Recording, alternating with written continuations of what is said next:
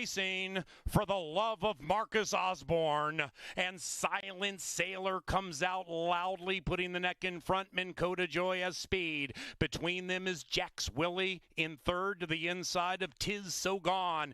After that is North Arm Bay. And in last is Angel's Magic. That one is even money. And they approach the top of the stretch, chasing the Sailor. Silent Sailor still leads it and is being niggled at a tad by Lindy Wade. Minn Kota Joy is next. Then we come back to Jack's Willie. That favorite Angel's Magic still last, emerging a bit right behind North Arm Bay, chasing the Sailor. It is Silent Sailor into the final 150. Silent Sailor, and here comes Jack's Willie and Minn Kota Joy to the outside with North Arm Bay at 16 to 1. North Arm Bay, Jack's Willie. Jack got the money at 6 to 1.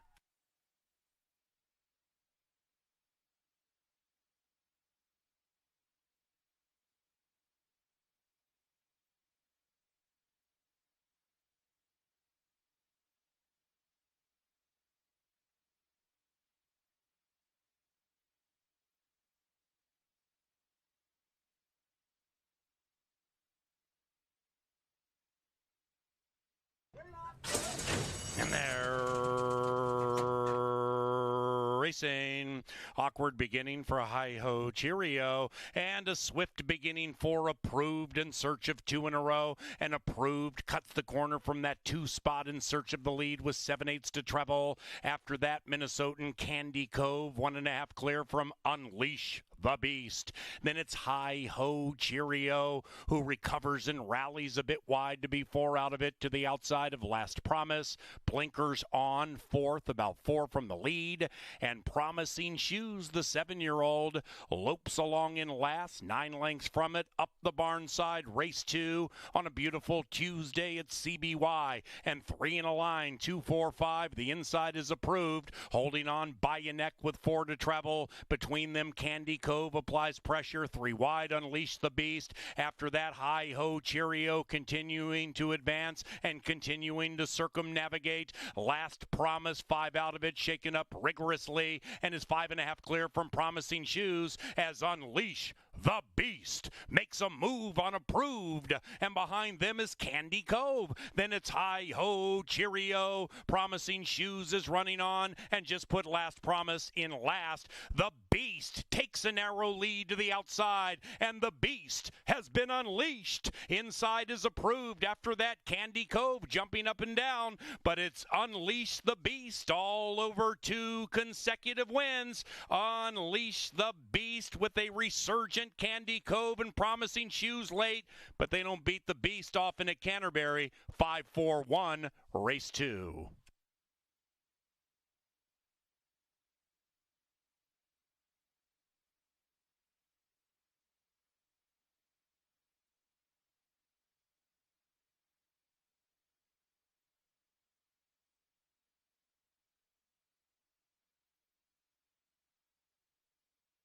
Here they come, and they're racing. And from the 3 spot, Direct Action out of the pocket, looking to ramble as they head into the far turn. Direct Action outbroke the field, but now has been usurped. Overseas Letter finds the feet to the inside, and Bail Out Keela, unabated to that quarterback, who is Overseas Letter, has joined the lead with about a quarter of a mile to go. It's 5-4, and they're a mile clear from Direct Action. Inside, it is Singin' Spurs looking to shoot the gap and get involved in the action. And as they head for home, we have a battle up top that now is going the way of Bailout Keela from Overseas Letter, continuing to fight on. After that is Direct Action, and Overseas Letter, pass interference, just comes shooting through, takes the lead and the money, and beats Bailout Keela.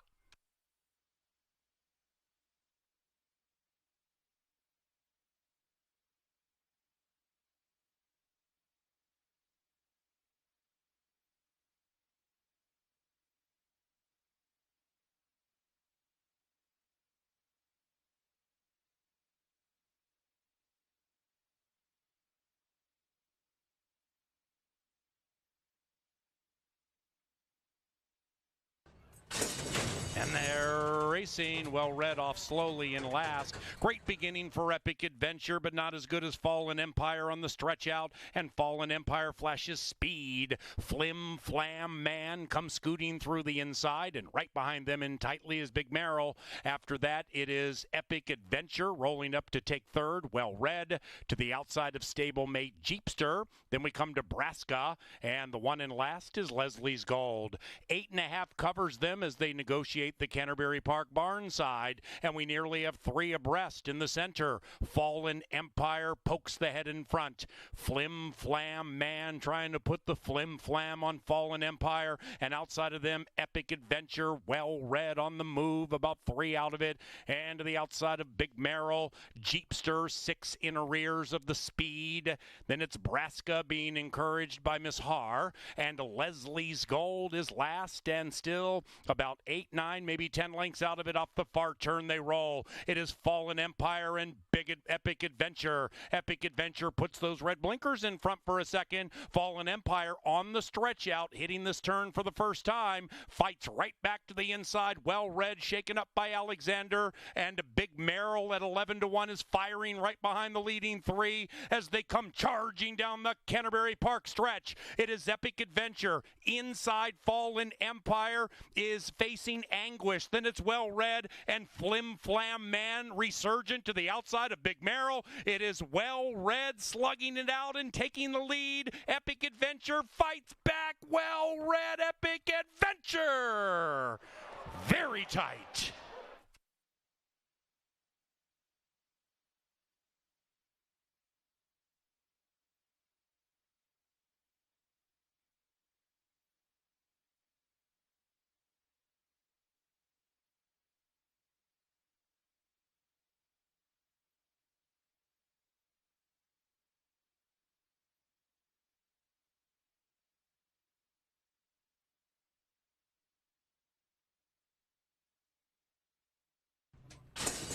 And they're racing in the Walton, Kentucky Classic. Joe Jackson stepping out of the gate very nicely. Forget About Me, the New Mexico Steam has speed to the inside and grabs the lead. And on the wide side, Sweet Tatum trying to provide the rider with a triple. Joe Jackson looking to run so fast to get into the Sunday papers. About 2 lengths from the lead, overtaken by Tic Tac Mo. Then we come to Nice Work, about a length and a half from the front. Please the Court is the gray sequestered to the inside, now coming under a rigorous ride. After that, Joe Jackson badly blocked in search of a happy ending, and to the inside of Flash Attack, also blocked. Then we come back 3-4 lengths to Yo, Why Me? And the one at the rear is Masterful Stride, and they clump up as they head for the money, chasing Forget About Me. Forget About Me at 39-1 leads the way, but now Flash Attack flashes into action on the outside. Inside is Please the Court, and between them is Joe Jackson trying to say, I'm the man. Please the Court fights on diligently at 9-1. After that is Flash Attack, but it's 2-8-4 in race 5, the Walton, Kentucky Classic.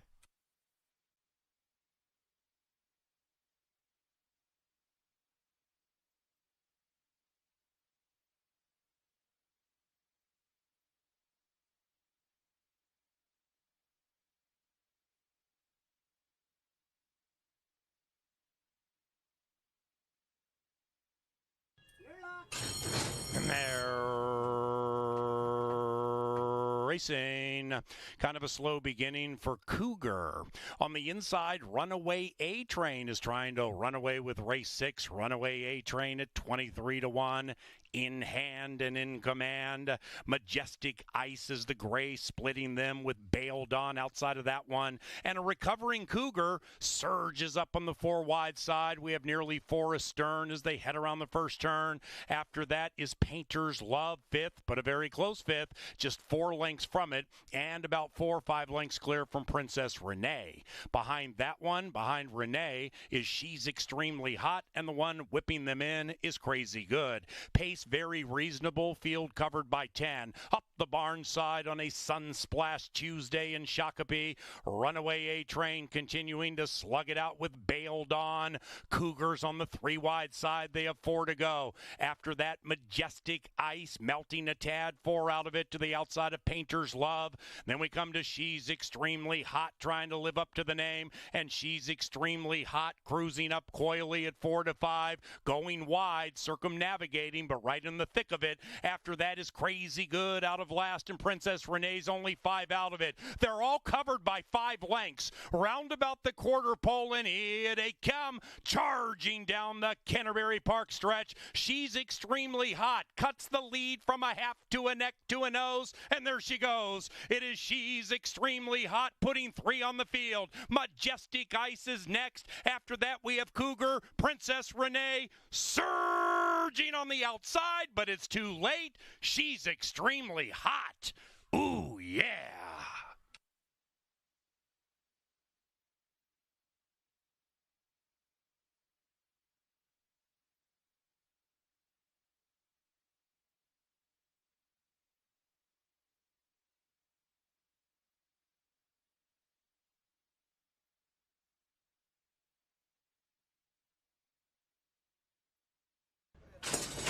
And they're racing, and they've broken a perfect line. Jimmy's Marco, the maiden, pops out of the gate speedily, and Jimmy's Marco in search of that early lead.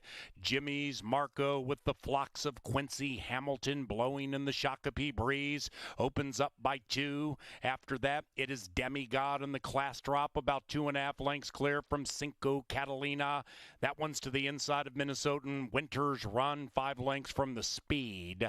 2.5, 3 lengths behind that to Show Business, yet to show off to the inside of 30-minute Mass in the new colors. 7 lengths from the front and in the clear. Behind that is Holy Muchacho dropping in class. That's the gray on the inside. Oil Colony overtakes that one, and that one is joined by Irish Charlie, trying to win for the first time in a year and a half. Far clear from Direct Impact, who is last, and tugging them along is Jimmy's Marco. It is Jimmy's Marco. This maiden leads it by 2.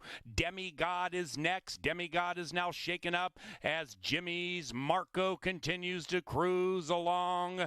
30-minute Mass currently in horse racing purgatory, wide and about 10 lengths from the lead, and there goes Jimmy. Holy cow. Jimmy's Marco cuts clear impressively and puts 5 on the rest of the field. Flashing out of the crowd is Irish Charlie, and he's coming on with a fury with 150 to go. Jimmy's Marco, the lead is diminishing. It's down to 2. It's down to 1. Jimmy, game. Irish Charlie looking for luck. Jimmy's Marco wins at 10 to 1.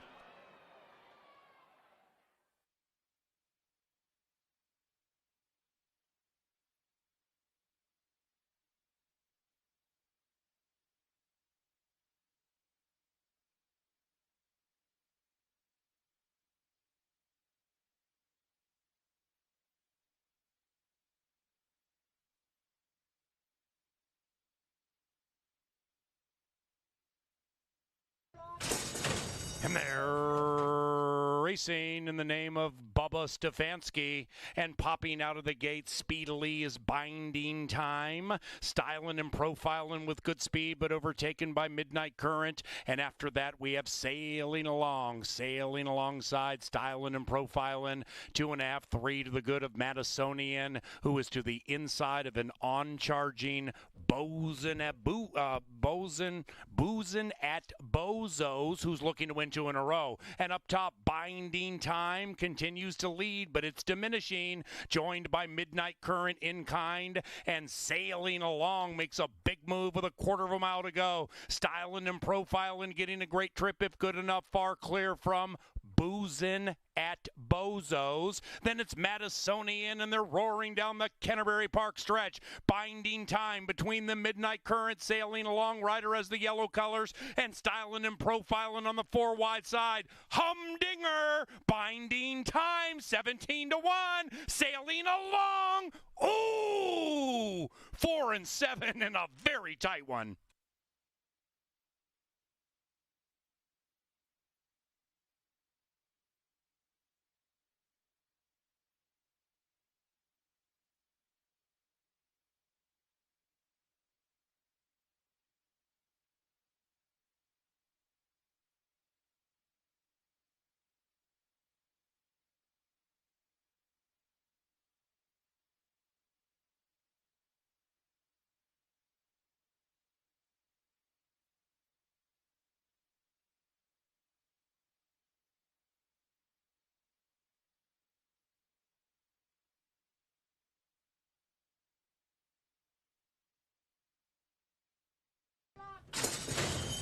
coming home now, making drama out of the gate like a shot. Put 2.5 on the field. Run Amok is next. Then outside of that is Caboose on the loose, chasing, making drama. Who wins at even money?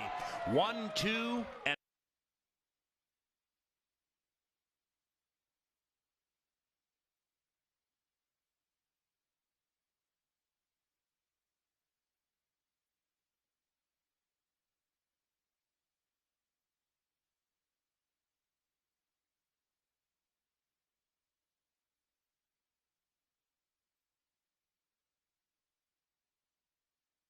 here at the park. And they're racing. Lady Capo popped like a shot. Carl's dirt surfing, went surfing to the inside, and here comes Moon in the class on the outside. Bookenders, it is very tight between 6 and 1. Even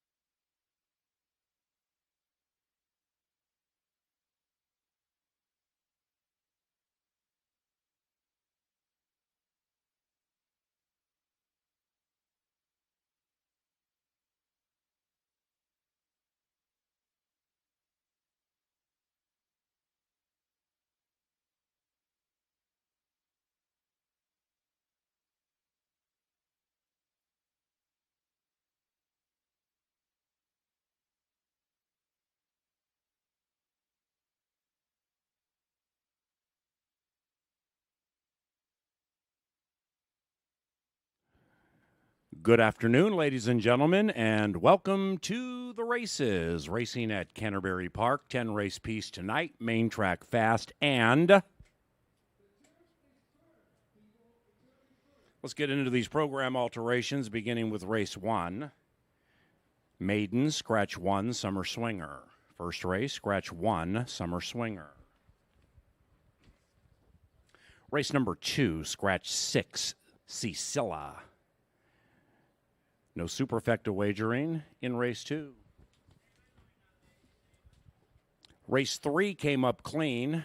Turf firm, rail 10 feet, 10% takeout with that $1 pick 6. It paid $7,500 last night.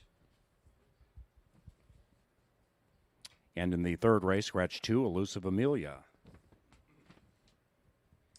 Now in the fourth race, beginning the 50-cent pick 5, Nation Low 10% takeout. We have no program alterations in races 4 or 5. We get to the sixth race, and number 7, Princesa del Sol, is picked up by LAV, Luis Valenzuela.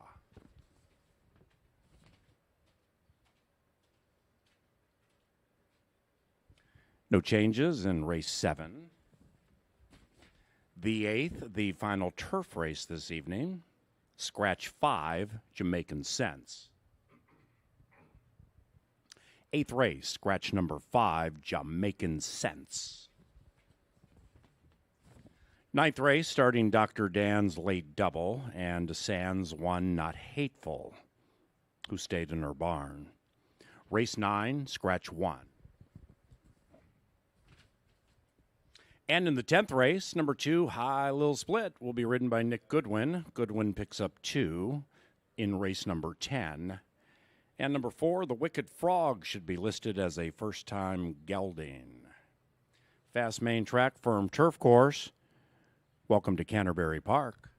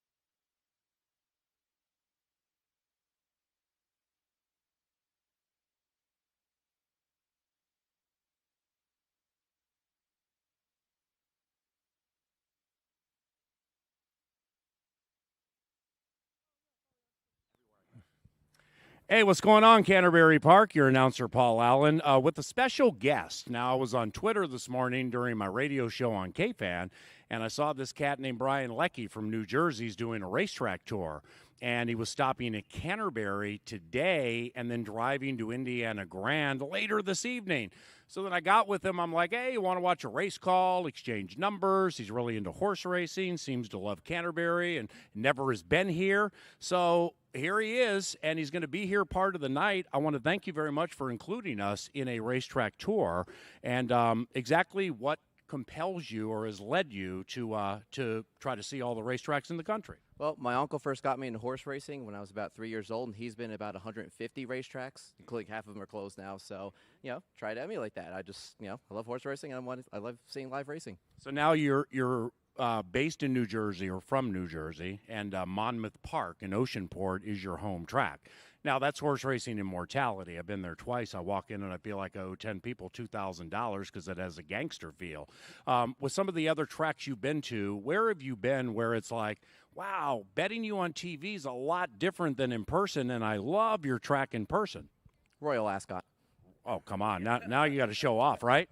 So, I mean, are you trying to see every racetrack in the world or the country? As many as I can get to, even all the international races. Okay, so you're at Canterbury today. Where were you most recently and when? So I was at the Ohio Derby at Thistledown on Saturday. Say hi to Matt Hook.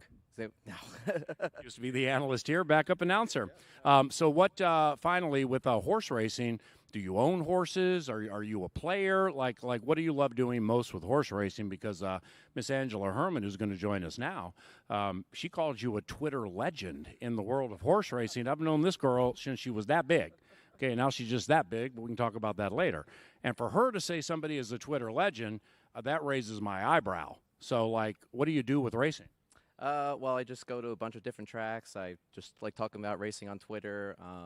Usually me being a legend might be kind of a bad thing. I don't know. We'll see.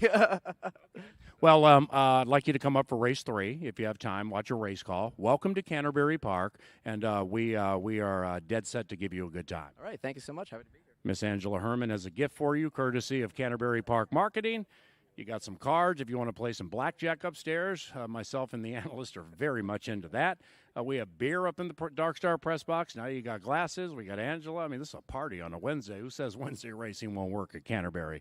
Brian Leckie, don't leave home without him. Speaking of Brian Aragoni is our analyst. He's in the Dark Star press box. B.A., good afternoon. Good afternoon, Mr. Allen, and to Mr. Leckie as well. And, of course, Miss Angela Herman down in the paddock. What a place it is to be. I'm jealous, but I'm stuck up here in the Dark Star press box as we've got plenty of racing action coming up. A field of 7 will go to the gate for race number 1, but we do have 10 races on the card today. 8 thoroughbreds along with 2 quarter horses. We've got that pick 6, pick 5 last night. Now, we did have 6 winners in a pick 5 sequence. It's only a 50-cent play, and it still paid over $2,500. We had a dead heat in the final. If you had one, if not both, you got paid because a 50-cent wager returned more money. Less takeout pays back more money in your pocket. As we're just about 12 minutes away, the horses are being saddled right now. We're going to go down to the paddock to take a look at our first race, which kicks off our 50-cent pick 4 today. We are fast and back on a firm turf course. It was a good turf course yesterday. We only had one race. No rain in sight continuously here at Canterbury Park. The gorgeous weather continues in Minnesota, and we've got one scratch to go over in race number 1, Summer Swinger. Scratched today, was set to make the debut in race number 1, but they'll wait for a later day for Summer Swinger. But the horses are joining us in the paddock. Some first-time starters mixed in with some horses with experience as the state-bred fillies set to go 5.5 furlongs looking for their first career victory. On your screen now is Sundance Star. Chad Lindsay gets the call for the Hall of Fame trainer David Van Winkle. This 3-year-old by Fusaichi Pegasus has experience, 5 starts, 3 third-place finishes, including one last time out on June 9th. My notes say this one didn't handle the turn incredibly well. Still a little bit green. Does finish nicely once they get straightened out, but we'll see if Sundance Star can figure out those left-hand turns, and they're going to break from the inside today, 7-2. They have been a little bit void of early speed. We'll see what they have to do. The rail, probably not a great spot for Sundance Star, but we'll see. Certainly in with a big shot at 7-2. The 3 is Charlie's Missile. This one ran gamely last time out. Chased Celtic's Wildcat on the outside last time out and just tired late. Still growing and learning and getting a lot of experience, making the 3rd start of the career so far today. We'll see if they can continue to show speed, and if they find the lead, could get brave on the front end. 5-1 on Charlie's Missile. The 4 is a little bit Alexis. Troy Bethke owns and trains this 3-year-old by Big Blue Kitten. Was a purchase at the Minnesota sale back in 2019. Does have a nice workout from the gate on June 15th. 36-2 handling from the gate. Troy Bethke sent out a first year yesterday that was overlooked in the wagering, went off at 16-1, and only lost by about a half length. 7-1. You get Miguel Aurora and the 5-pound weight allowance on the board at 7-1. The 5 is Just Plain Pretty. Here's the question mark for David Hansen, Mac Robertson, and Alex Conchari. You've got connections that are red hot. Mac Robertson and Alex Conchari continue to win races, but Just Plain Pretty is the only first-time starter in the group, a $13,000 purchase at the sale back in 2019. The lone sibling? Not so much in terms of results so far. In fact, still a maiden at this point. We'll see if Just Plain Pretty can run as fast as she's been working out, because she's got a very fast workout. June 13th, 46-3, handling from the gate awfully quick, and then came back with a nice 5-furlong workout. Another one from the gate as well. Shouldn't be any gate issues with back-to-back gate workouts. A 5-furlong workout, 1 minute, just plain pretty. Currently your favorite, 2-1 is the one to beat. The 6 is Reese. This one showed speed, but then dropped out rapidly, like something went amiss. If they could correct it, Reese could be a big overlay at 8-1. Lightly raced, only making the second career start. But I'm going to try Celtic's Wildcat. The Hall of Fame rider got off to an excellent start yesterday, won 2 of our first 3 races. He'll look to pick up right where he left off with Celtic's Wildcat, who battled gamely last time out, only losing by a neck. Third start off the layoff for Larry Donlin. You get the HOF in the saddle as co-favorites right now between Celtic's Wildcat and Just Plain Pretty. We're 8 minutes away from the opener right out here at Canterbury. We'll take you through that pick 4 coming up just a few minutes away.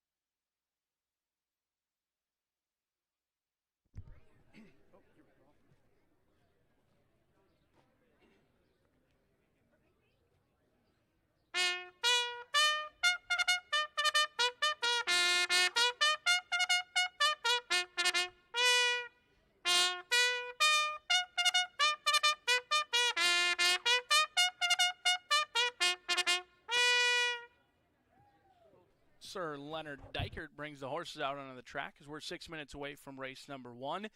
Number 6, Reese, will wear blinkers throughout the post parade. However, those blinkers will be removed prior to entering the gate. So number 6, Reese, blinkers will be removed at the gate.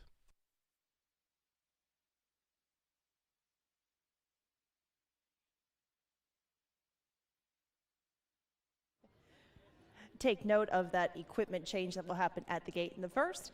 It's now 6 minutes away. We scratched the 1 Summer Swinger from our first race of Wednesday night.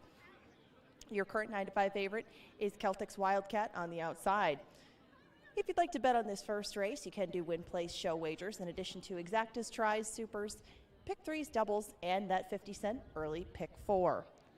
Keep in mind those blinkers are on now on the 6th. Reese, but they will come off at the gate.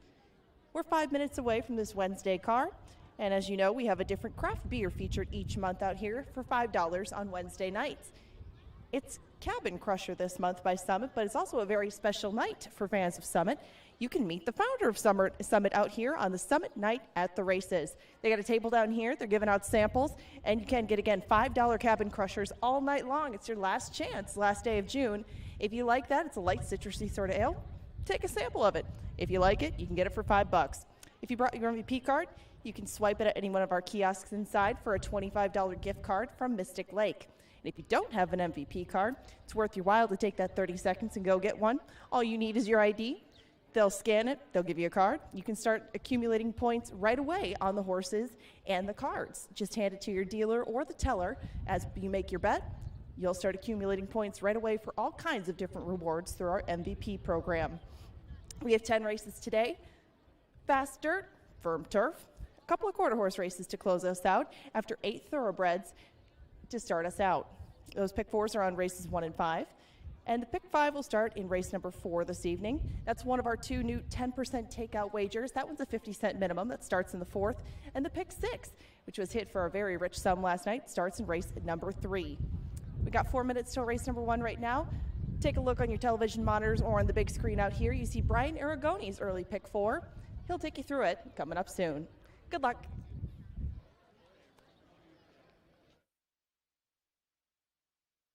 Thank you, Miss Herman. We're just about 4 minutes away from the opener out here at Canterbury Park. Don't forget, before you put in your Pick 4 ticket, stop by the Summit. Get yourself a Summit beer here at Canterbury Park. But race number 1 coming up quickly in here. I thought a little bit Alexis looked very nice out on the track. On your screen now, this horse is a firster who turned out nicely, not on my ticket. If I add, potentially I may add the longest shot in the board, a little bit Alexis, who did look excellent for Troy Bethke. Thought Celtic's Wildcat looked a little bit warm on the track. 7-5, your current favorite. Sundance Star, Celtic's Wildcat, the two horses with experience that I want, and then the unknown in Just Plain Pretty for Mac Robertson and Alex Conchari. 2, 5, and 7 in race number 1, which could be a little bit more challenging. If you add, I certainly would consider adding a few in race number 1. In race number 2, I think this is a tough race. I'm going to single Time in the Tavern. I do believe this horse wants the added distance. 2 races going 1 mile, a win and a second place finish. They got the job done going 6 furlongs last time. I think that was actually a prep race for this spot in here, up in class, but hopefully the results stay the same. As Time in the Tavern not only won on September 8th of last year, June 9th of this year, but now looking for 3 wins in a row with plenty of time in between. We'll see if Quincy Hamilton can do it again in here with the single of Time in the Tavern. Race number 3. I found this race to be incredibly challenging. Take out the main track, only Elusive Amelia. I'm going to go 1, 3, 5, 6, 7, and 8. We'll go to the turf course numerous times today, and I think our turf racing has been excellent, not only today, but all year long. It looks to be wide open. 7.5 furlongs, a very challenging distance. Many of them can get that distance, kind of a middle distance between a sprint and a route race, and oftentimes it's about the horse who gets the best trip, not necessarily the best horse. And I am going to use as many as I can in race number 3 as we go out for race number 4, 2, 4, and 5. Not going to go too deep. Greater Cairo is a horse that I know the Power Play tip sheets happens to love today, but Kevin Eckelberry and son Rye Eckelberry may have something to say about that. And you don't want to forget about Little Bluebird Stables, a horse that I used on all of my tickets last time out. Didn't get much run that day, but I'm not going to jump off. Give them one more opportunity with Little Bluebird Stables and Prince Leo. 2, 4, and 5. It's a $27 ticket. It's a 50-cent play. Pays hundreds and sometimes thousands, but you can't win it if you're not in it.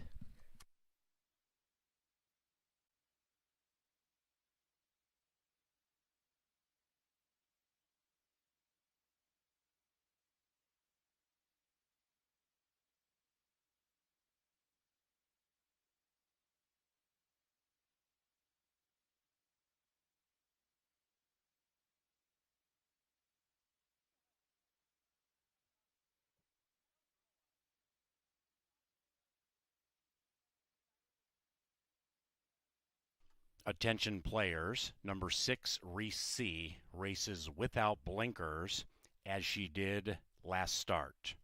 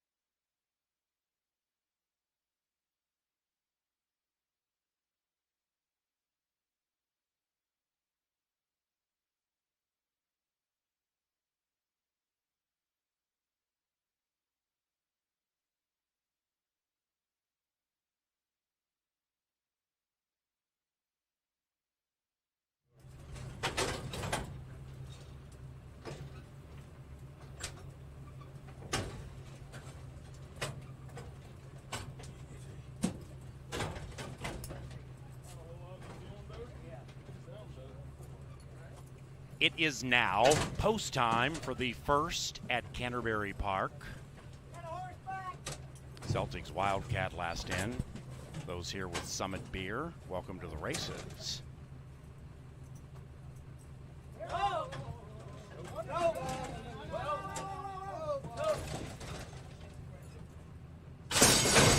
They're racing. Wednesday began sweetly for all of them but two. A Little Bit Alexis and Just Plain Pretty out of the gate tardily. The others head on, and Celtic's Wildcat in search of the luck of the Irish, and the Cat runs clear by two. Sundance Star close handy, about 4 lengths clear from Charlie's Missile, and now Charlie is 7 lengths from the lead. After that, Just Plain Pretty on the move. Reese C second last, and A Little Bit Alexis is in last and far out of it as they race in single file to the top of the stretch. And Dean Butler, Canterbury HOF, has Celtic's Wildcat held together okay. Lindsay and Sundance Star going to take a run at the Wildcat, who's 6-5. And right behind them is Charlie's Missile, 8th pole. And it's Celtic's Wildcat, Sundance Star. Behind them is Charlie's Missile. Butler has them measured. It is Celtic's Wildcat repelling challenge and challenges. That's very well done. Celtic's Wildcat by 2.5, Sundance Star, and Charlie's Missile showed up in third.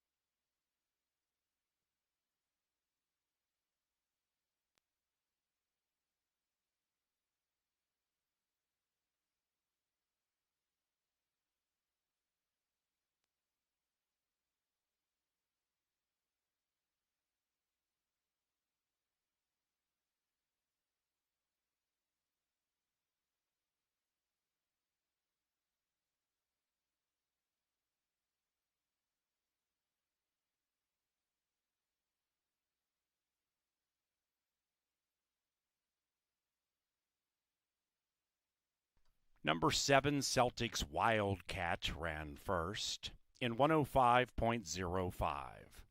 7.235 in the first of 10. Wednesday at Canterbury, it's unofficial. Once again, welcome Summit Brewing on site and founder Mark Stutrud. And Summit is here with the opportunity for you to sample beers down by the winter circle. Summit beer specials on all 16-ounce tap and cans. It is a big night for Summit and Canterbury here in Shakopee. And with everybody involved with Summit Beer, we welcome you to the racetrack and encourage fans to head down by the winter circle to the prominent Summit table. Beer specials on all 16-ounce tap and cans. The table adjacent to the winter circle on TV monitors right now.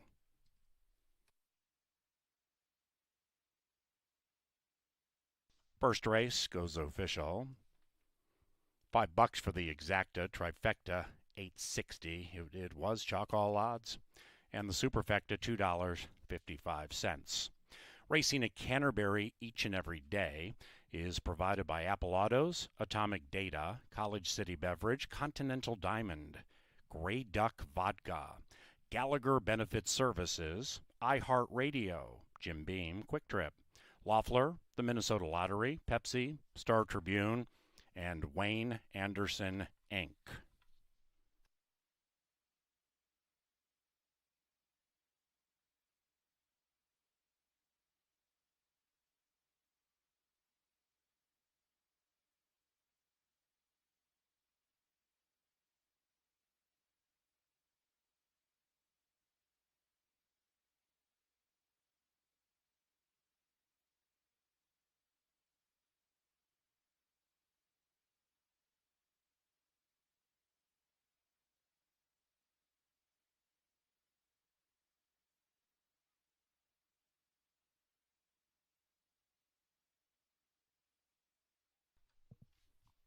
Into a winner's circle, which includes the Butler girls and winner of the Stink Fist purse It is Celtics Wildcat and Dean Butler. Celtics Wildcat is owned by Pete Glidden, and the winning trainer is Larry Donlin. Celtics Wildcat is a 4-year-old chestnut filly by Westover Wildcat from the polished brass mare Celtics Finale. Celtics Wildcat, the favored filly, was bred in Minnesota by the winning owner, Mr. Pete Glidden. Celtics Wildcat to begin festivities.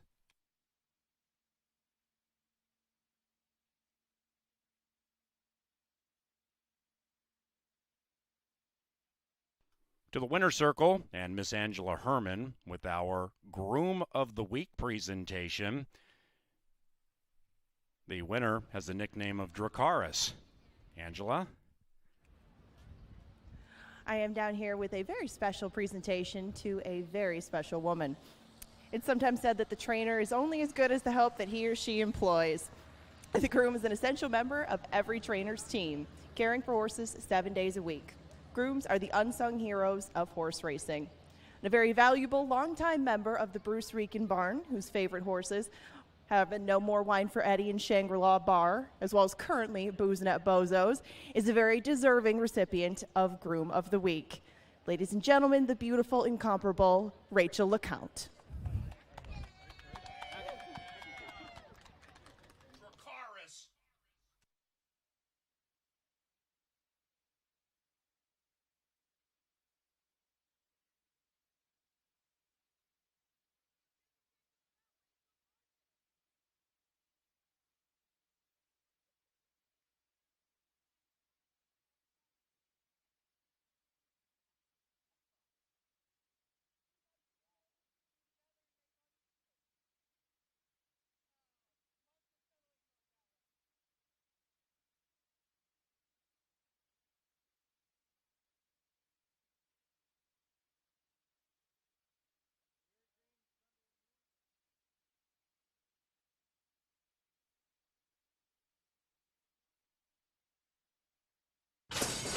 And they're racing.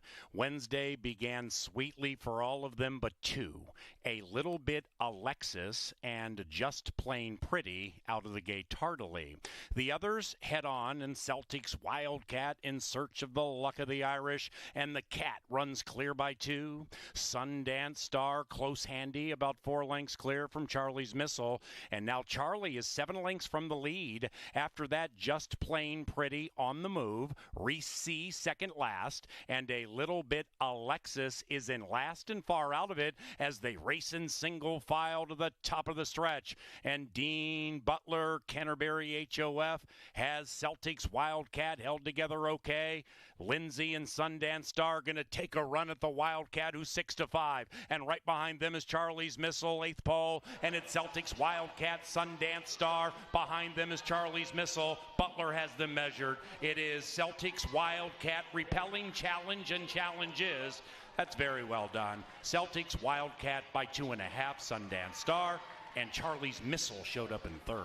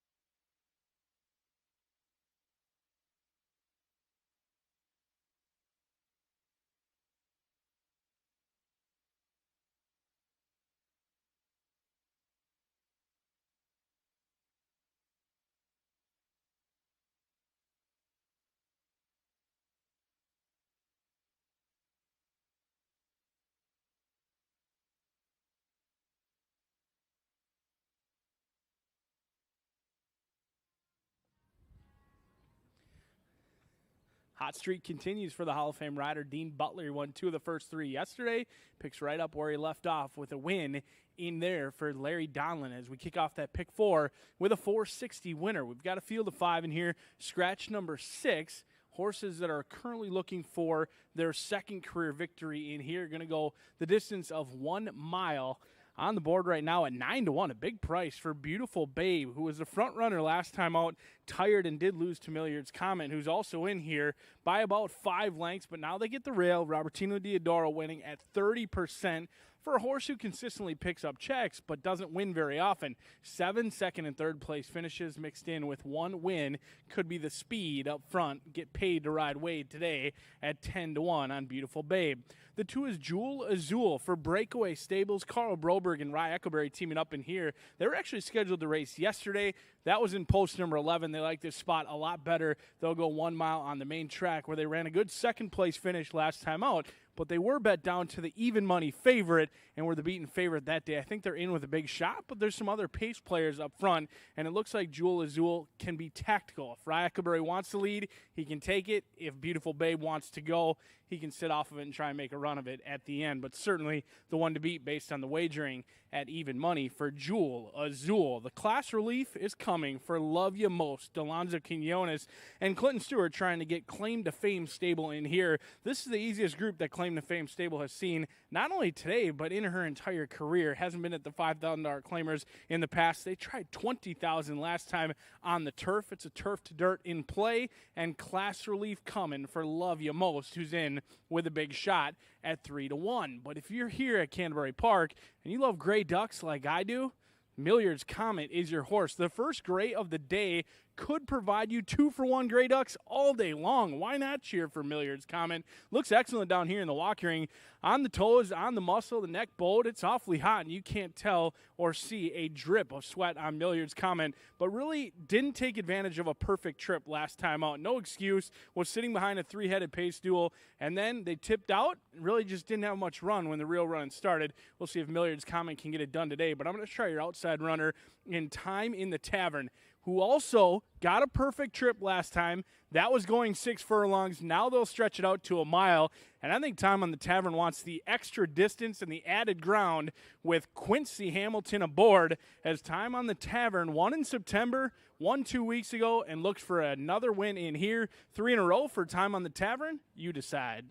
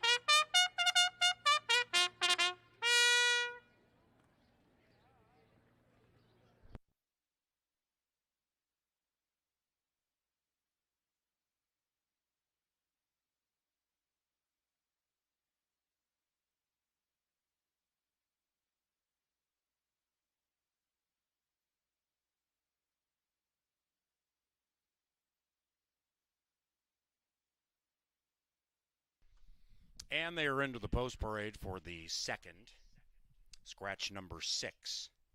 Thus, no superfecta wagering.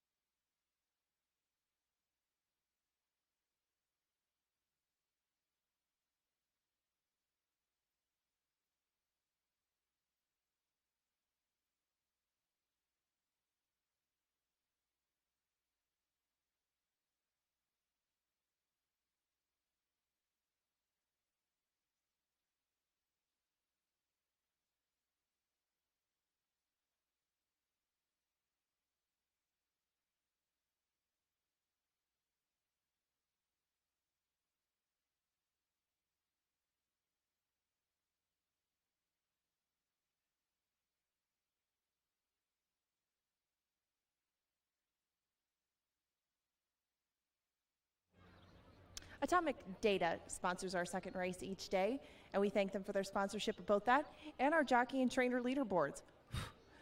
And as they come up to the second race, we're getting close, and things are still very close. The top trainer standings and the jockey standings, things getting a little bit tighter up there as well. Luis Negron, Alex Conchari, and Dean Butler each took turns winning our first 6 races last night. You can see a couple of those names on the board as they creep ever closer to Alonso Quinones, who had a pretty commanding lead in starting out the first month or so of our meet. And now that's been cut to 3 by Rye Eccleberry, who's had a wonderful couple of weeks. He won last night as well in a dead heat. Quincy Hamilton also won. A lot of those names making up a little bit of ground on Alonso Quinones, whose lead is now down to 3. Mac won a couple. He retook the lead by 2 over Robertino Diodoro. Tony Rengstorff got one in the thoroughbreds last night, and Joel Burnt also won with a very impressive 2-year-old named Overseas Letter. He's back there with 12, but all of them are making things tighter on both Robertino Diodoro and Mac Robertson, who have been exchanging jabs up top. There's a couple of barns that are going to be very active in our races tonight, one of those being Mac Robertson's stable, the other one being David Van Winkle. They have 4 and 5 entries apiece in this card. We'll see if they can make up any headway or extend their lead, if you will. That's what's going on with the jockey and trainer standings. Lots of things changing, lots of things getting very, very close on top of the jockey's race as well. And again, if the Gray Millard's Comet wins this race, you get 2 for 1 the rest of the night, compliments of Gray Duck. 3 minutes to post now for race number 2. We thank Atomic Data for their sponsorship of this second race and of our standings. They're warming up quickly. They'll be at the gate in 3. Good luck.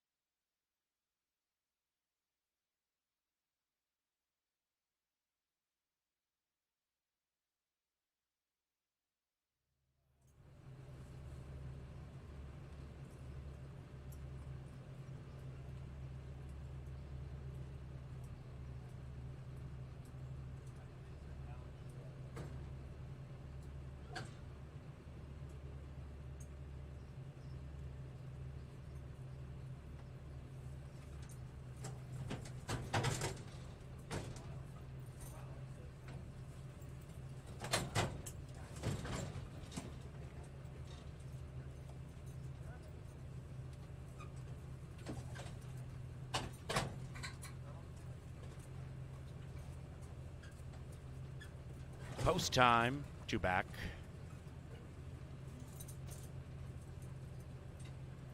Millard's Comet is in, and now the favored Time in the Tavern. A quintet. Still out, guys. Locked up. They're racing in the Elite 22 Classic. Millard's Comet and Negron out of the gate speedily, and now they line up. 5 across the track with 7/8 of a mile to go, and Jewel Azul tries to take a narrow lead. Millard's Comet comes flaring through, and Time in the Tavern's good to go on the outside, but 4 wide. Beautiful Babe comes scooting through at 11-1, and we have a line of 4 making the pace. The one watching it is Love You Most. And as they sort themselves out, they spin around the turn and head up the Canterbury Park barn side. Number 5 by ahead with 5/8 to go. Time in the Tavern. Time in the Tavern to the outside of Long Shot Beautiful Babe. Jewel Azul settles into third to the inside of Love You Most. And Millard's Comet now is last, but only 5 lengths from the lead. And the quintet is separated by 5 with 3.5 furlongs to go. Favorite and Long Shot, they bookend the field. Time in the Tavern, Beautiful Babe, Beautiful Babe, Time in the Tavern, Love You Most, and the leading man, Baby Q on the move to the outside. Jewel Azul is next. Millard's Comet getting into the fray. That's the gray going wide. And around about the quarter pole, Time in the Tavern, Beautiful Babe, and Love You Most. They all go on the grind as they come charging down the Canterbury Park stretch. And Quincy Hamilton rouses Time in the Tavern to a narrow lead, but that's been usurped by Love You Most at 4.5-1. Time in the Tavern digging deep, and number 4 Millard's Comet has dropped the jockey. It's 3-5-2 in race number 2. Please hold all tickets. Hold all tickets until the stewards take a peek at exactly what happened. Rider Luis Negron down on the track between the 8th and 16th poles. He's rolling about, and Canterbury personnel will be aiding him quickly. Hold all tickets, please.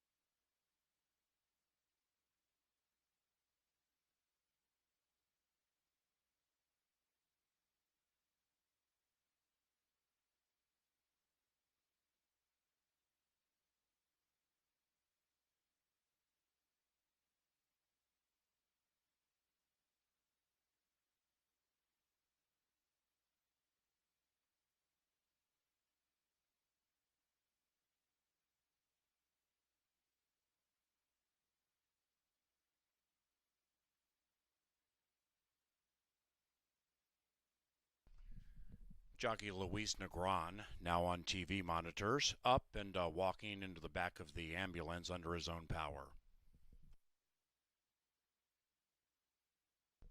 Ladies and gentlemen, the stewards are removing the inquiry sign. No change to the final order of finish. 3-5-2-1 in 140.91.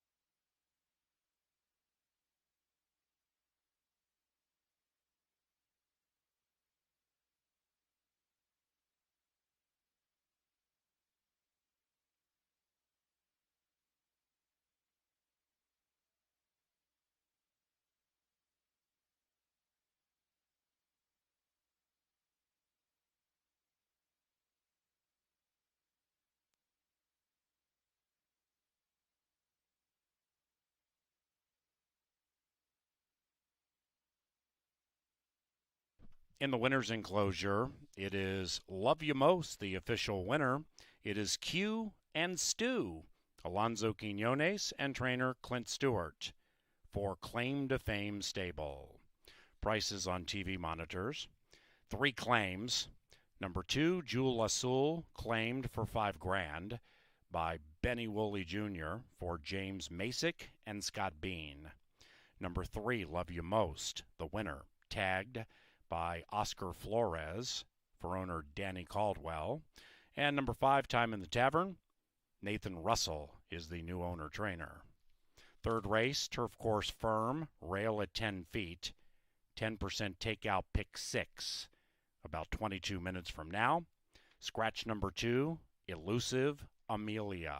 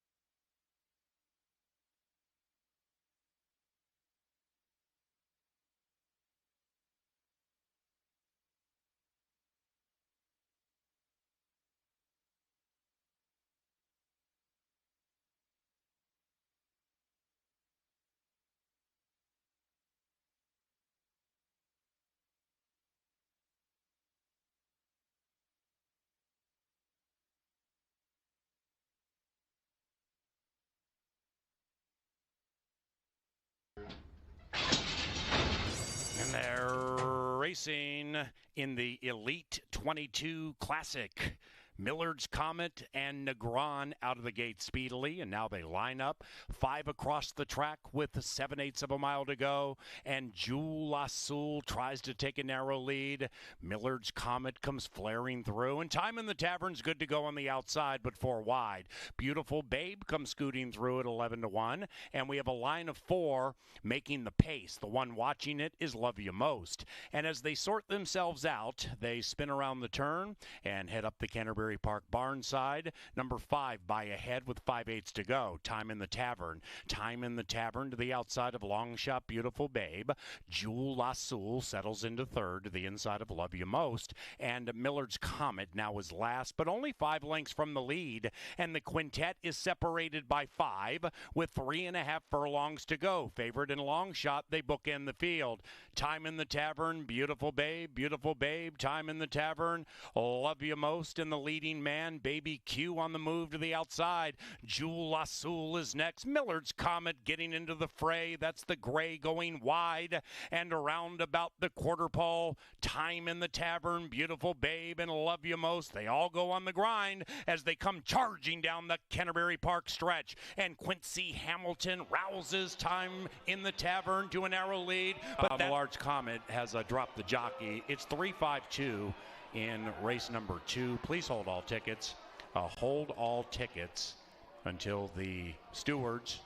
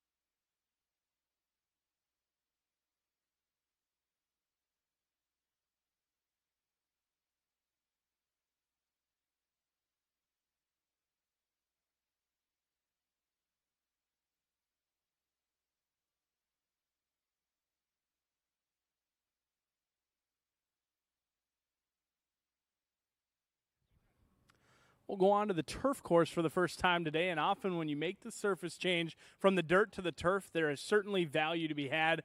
And I think from top to bottom, this may be the most challenging, if not the most challenging race of the day from a handicapping perspective. It looks like any one of these horses here at Canterbury Park for race number 3 are eligible to win. The race looks wide open on paper, despite the scratch of the main track only. Number 2 comes out, leaves us with a very competitive field of 7, set to go 7.5 furlongs on a firm turf course. The 1 is Superstar B. Cecily Evans gets the call in here for Mac Robertson.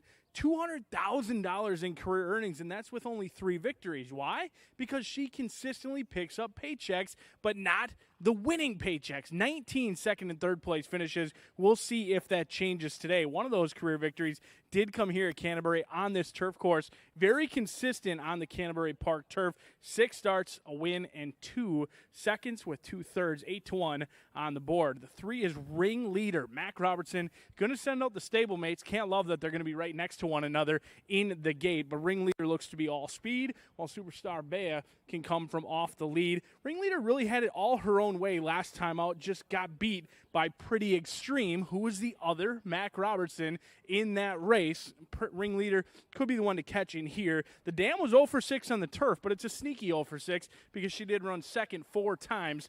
5-2 on the board for Ringleader, who could be the one to catch to cash. But the announcer, Paul Allen, he's going to try in the red. He's looking to get this one in the green at 6-1. Lindy Wade gets the call for Michael Pierce. This one not going to go off favored today. It's been favored in 5 of the last 6 races, but on the board right now at a chilly 6-1 for the announcer and in the red. The 5 is First Mate. Now, almost all of the earnings, $159,000 of the $232, have come on the dirt. But First Mate, a very nice turf horse as well. 3 tries on the turf, 2 victories, has a late running kick. We'll see if Chirinos can time it right with the Butzo's First Mate. The 6 is She Be Glamorous.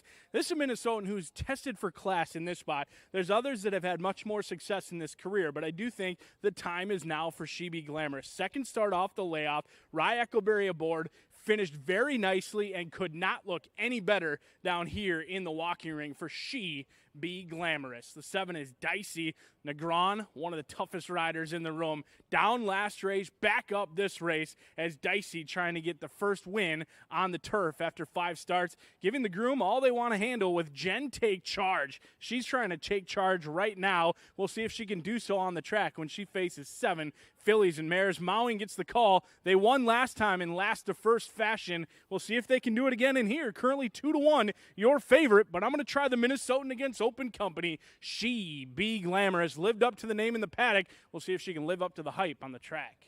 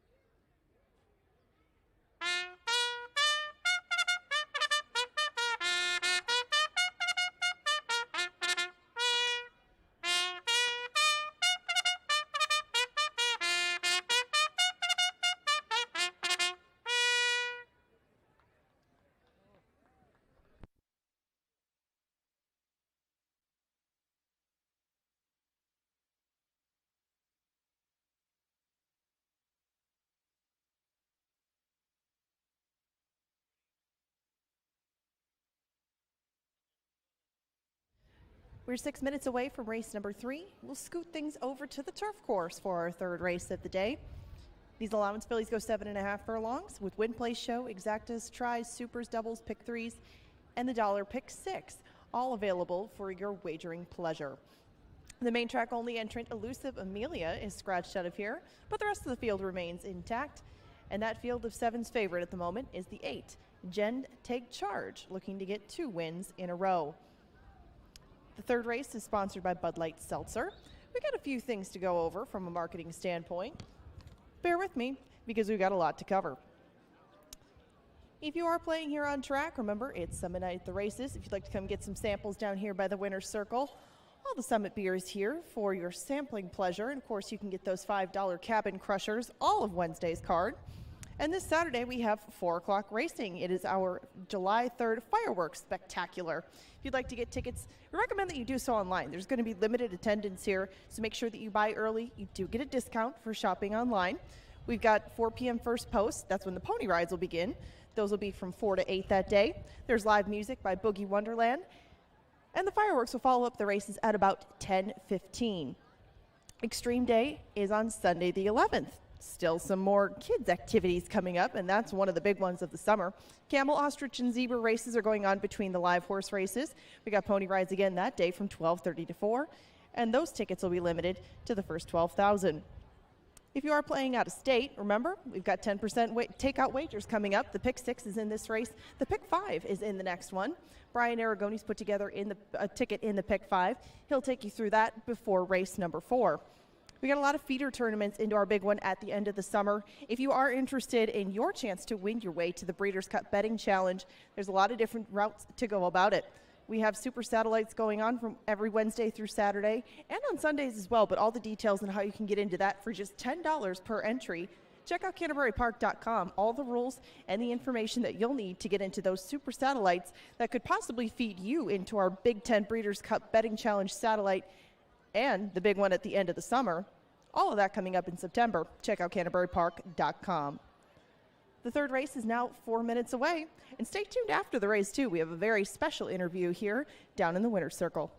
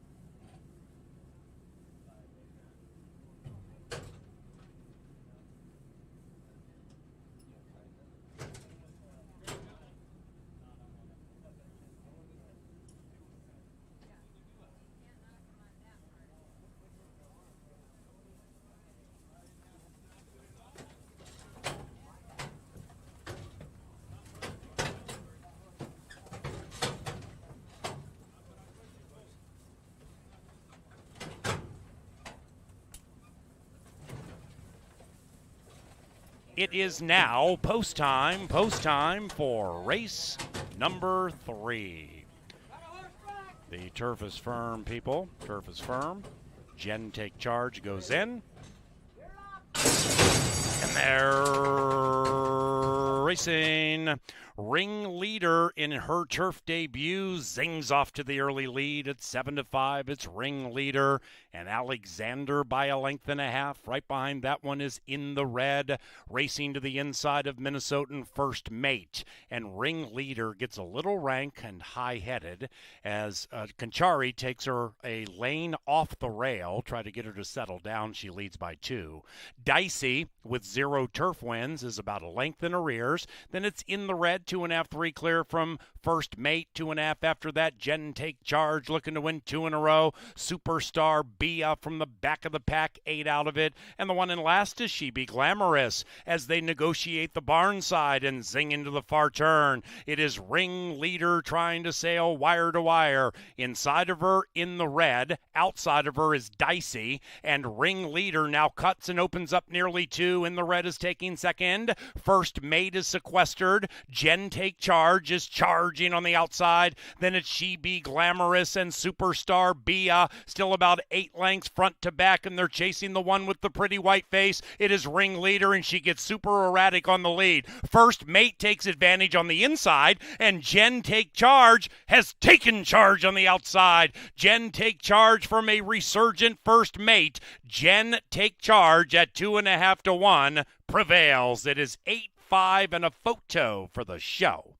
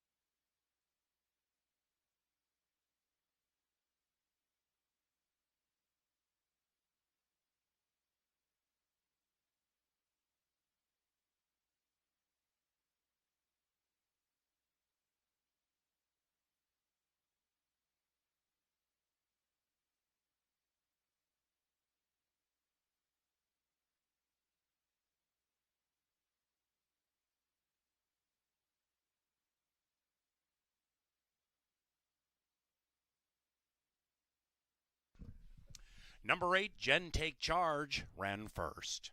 8.563 in race 3, clocked in 127.88. Race number 3 is courtesy of Bud Light Seltzer. Speaking of Bud Light Seltzer, KFAN's Power Trip Morning Show is at Canterbury tomorrow, 6 o'clock, with a comedy show in the Expo Center, provided in part by Bud Light Seltzer.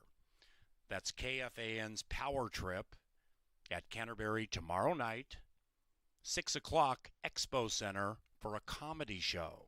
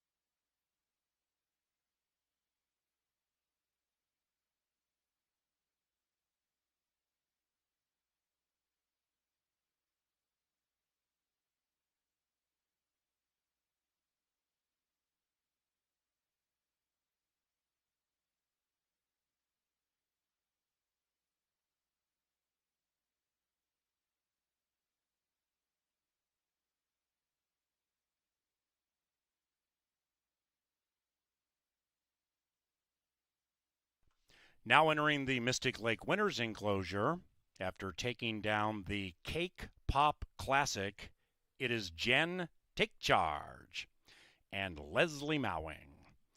The winning owners are TK Stables, Veerhusen, Larry Klein, and Lowell Eisenhower. Winning trainer, Ron Westerman. Jen Take Charge. Prices on TV monitors throughout Canterbury Park. Likewise, if you are online, wagering on our signal from abroad. Race number 4 begins the 50-cent pick 5. Nation low 10% takeout. And the pick 5 for 50 cents begins sans scratches. We thank sponsors Atomic Data, Bix Produce, and Choice Electric. The 4th race is courtesy of Jim Beam. Once again, ladies and gentlemen, we welcome Summit Beer to the racetrack today. The Summit Beer table adjacent to the winner circle with Summit Beer specials all night.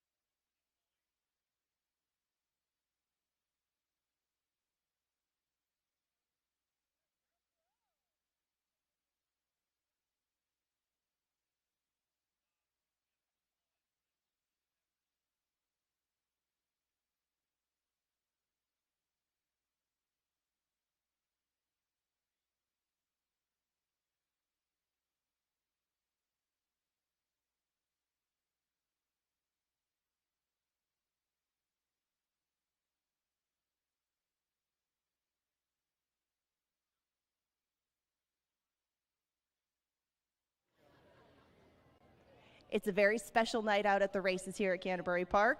I'm with a very special guy, Mark Stuchard, the founder of Summit.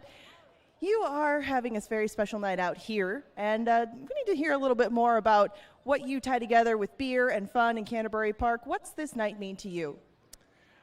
I really think it's a great night to socialize and get together after a very tough year. That's what I'm feeling. Well, it has been a very tough year for everybody, but getting back to the races, getting back to be with each other, I mean, Summit just adds to that experience. But tell us a little bit more about what you guys have brought down here for us and a message that you would want to send to everybody here. If you can't talk to everyone individually, what do you want them to know about you and Summit? Well, I think all of us should place our bets for the future. Because when I started this brewery 35 years ago, my father never put any money on it.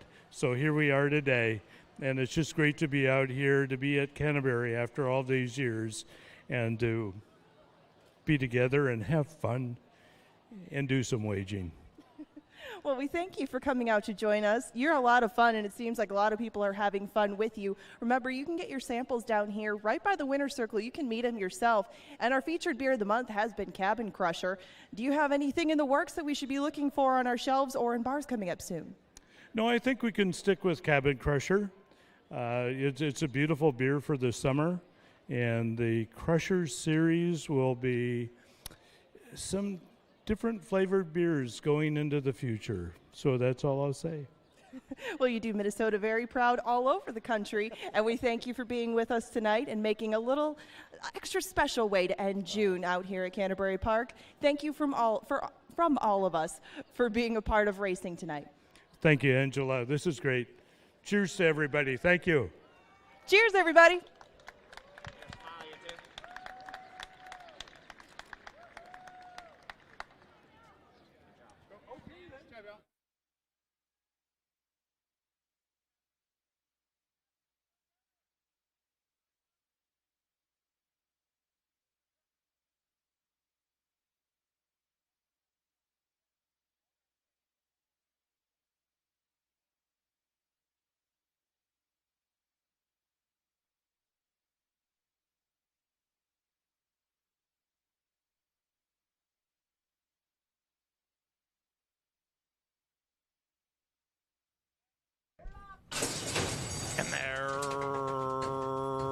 racing.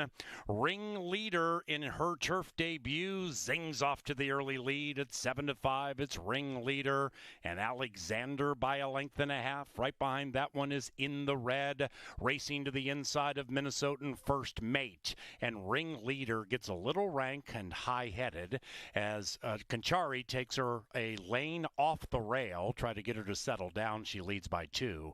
Dicey with 0 turf wins is about a length in arrears. Then it's In the Red, 2.5, 3 clear from First Mate, 2.5 after that. Jen Take Charge looking to win 2 in a row. Superstar Bia from the back of the pack, 8 out of it. And the one in last is She Be Glamorous as they negotiate the barn side and zing into the far turn. It is Ringleader trying to sail wire to wire. Inside of her, In the Red. Outside of her is Dicey. And Ringleader now cuts and opens up nearly 2. In the Red is taking second. First Mate is sequestered. Jen Take Charge is charging on the outside. Then it's She Be Glamorous and Superstar Bia. Still about 8 lengths front to back, and they're chasing the one with the pretty white face. It is Ringleader, and she gets super erratic on the lead. First Mate takes advantage on the inside, and Jen Take Charge has taken charge on the outside. Jen Take Charge from a resurgent First Mate. Jen Take Charge at 2.5 to 1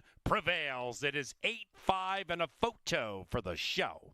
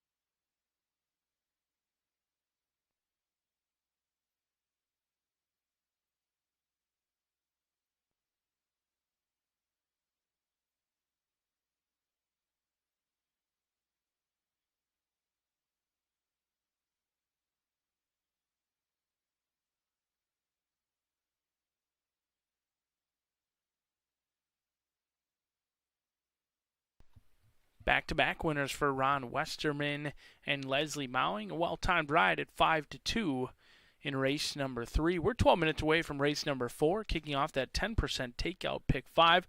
We'll go back on a fast main track. 6 furlongs going to be the distance, 10,000 the claiming price in here.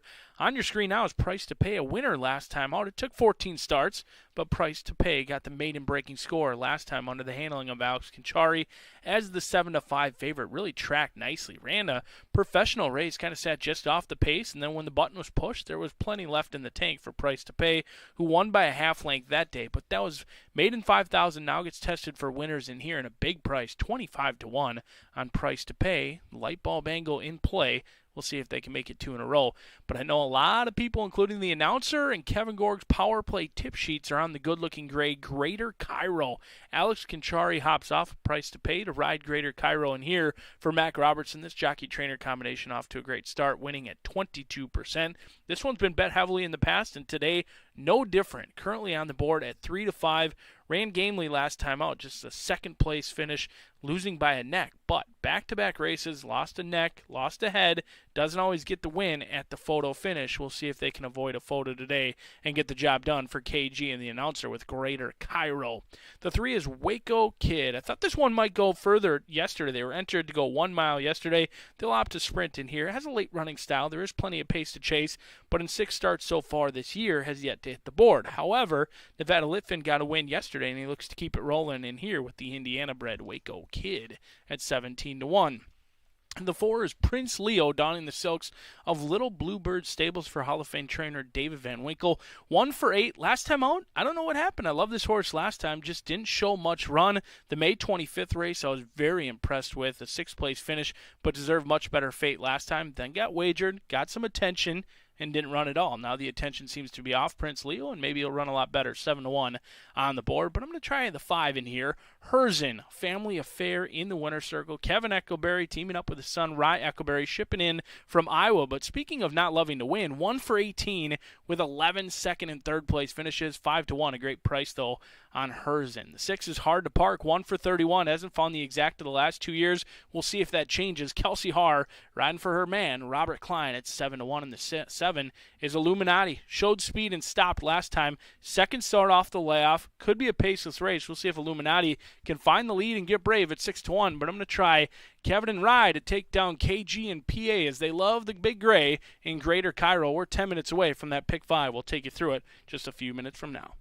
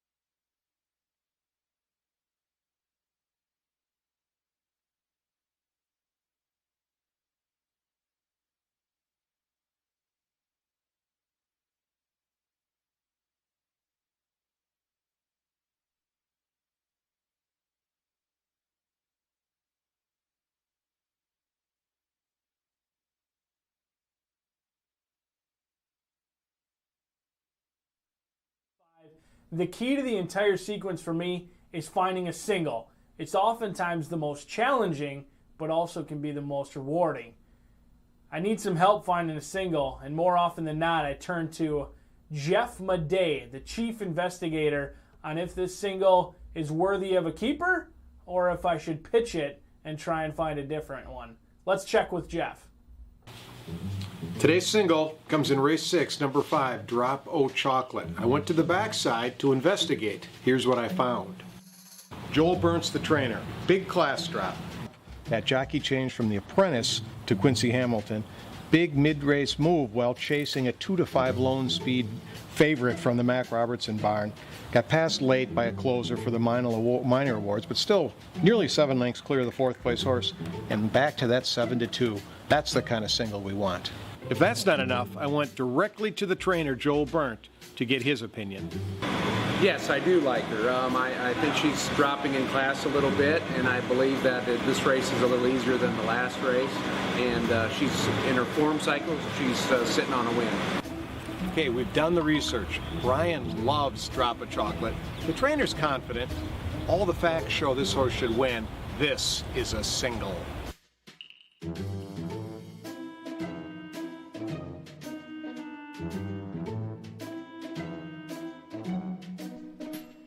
Well, nothing feels more like an L than getting in the approval of Jeff Madej and trainer Joel Burnt, so hopefully Drop a Chocolate is the real deal, because now we've got everyone giving the thumbs up to the single in here, but I'm going to try and single Drop a Chocolate. 7-2 does feel like a juicy single price in there, but we got to get through race number 4 first, and Herzen on your screen previously looked awfully good down in the paddock and looks good on the track as well, as Kevin Eckelberry and Rye Eckelberry trying to team up for a winner, but we're trying to outdo a Kevin Gorg's best bet of the night and a power play. Greater Cairo and the announcer Paul Allen, Kevin Gorg are all over the good-looking gray, and apparently so is everyone else. 1-2 on the board. They're betting this one like a one-horse race, but I'm going to try Herzen as well with Kevin Eckelberry, Rye Eckelberry to spoil the party on the gray with Greater Cairo. Race number 5 will go out to the turf course, a 5-furlong dash, 1, 4, 6, and 8. Looks to be a wide open race. We'll see who can get the best trip in a 5-furlong turf sprint race number 5, which does kick off today's pick 4. Race number 6, you saw the video. We're going to single Drop a Chocolate. Ran a game race last time out. Went off at 15-1 that day. Lost to Hattie Up, who went off at 2-5. That was at $15,000. Now drops to $7,500. The claim price cut in half. And I really like the way Drop a Chocolate finished. Miguel Aurora, the 5-pound weight allowance off. Quincy Hamilton on. But there was no issues with Aurora last time. He made a nice move. Just tired late against some stiff competition that was bet heavily that day. I think Drop a Chocolate gets the second career victory today. Race number 7, this is another challenging race. I thought race 7 was very difficult. 1 1/16 in this race looks to be wide open. I'm a Harley 2 on top at 8-1, but there's plenty of different directions you can go with. Flip the Coin, Jan, Bucky's Pick, number 3, and then also Norco, Negron, and Randy Pfeiffer, 3 for 32. Hasn't won in a long time, but the numbers do fit. Glacken's Ghost going to be a play against for me in that race. So do note, I don't have the morning line favorite Glacken's Ghost, despite being 5 deep. We'll take a stand in race number 7. Race number 8, we'll go back to the turf course again. The last race of the thoroughbred portion of the card is going to be on the turf. 5-furlong sprint in here. 3, 4, 6, and 8. Fashion's Rose could be the speed of the speed at a big price, 15-1 on the board. Temujin Lady set to try the turf course for the first time. Not sure if she will like it today, but we're going to find out just a few hours away. Some Say So is the class of the race, but hasn't won all year long. Consistently has been running into trouble. We'll see if Lindy Wade can avoid any issues with Some Say So. The Minnesotan against Open Company, and then Visual Magic, Rye Eckelberry. Oscar Flores trying to send Danny Caldwell home with a win today with Visual Magic. 3, 4, 6, and 8. It's a $90 play, or an $80 play, excuse me. And it's the Maker's Mark Pick 5. Already $34,000 in the pool. We're still 2 minutes away. Last night, our Canterbury Pick 5 calculator went from about $37,000 to $78,000 in the flash of an eye. We'll see how high it gets up today. And you can't win it if you're not in it.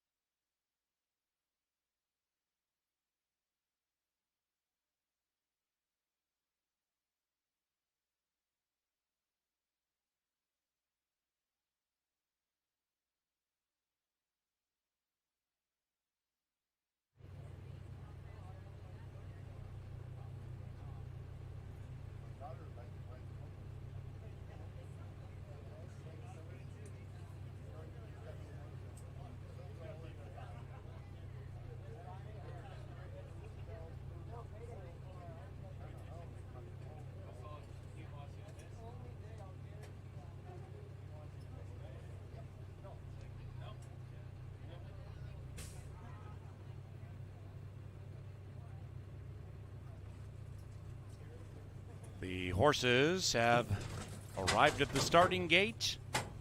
It's post time for race number 4.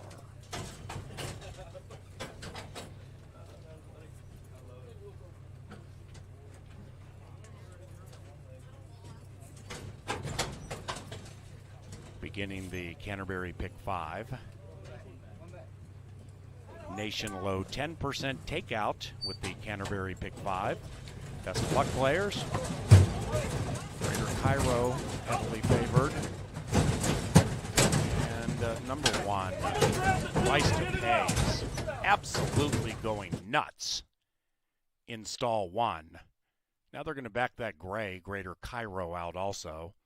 That's your 3 to 5 favorite, next to the one who went bonkers.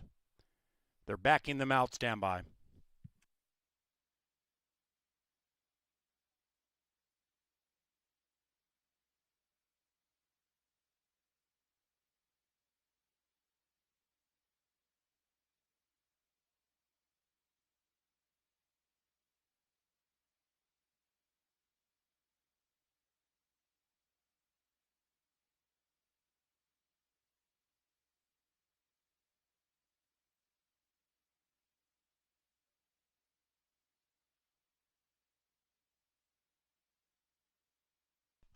Ladies and gentlemen, scratch number 1, Price to Pay.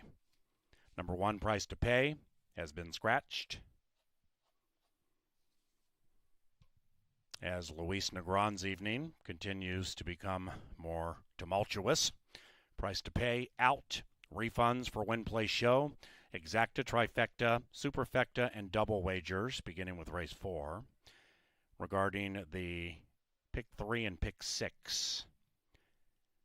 Those wagers shift to the starting favorite in race number 4, if you included 1 Price to Pay. Likewise for the pick 5, unless you change your ticket post-haste. Number 1 Price to Pay is out. Race 4, there will be a consolation double paid from the winner of race 3.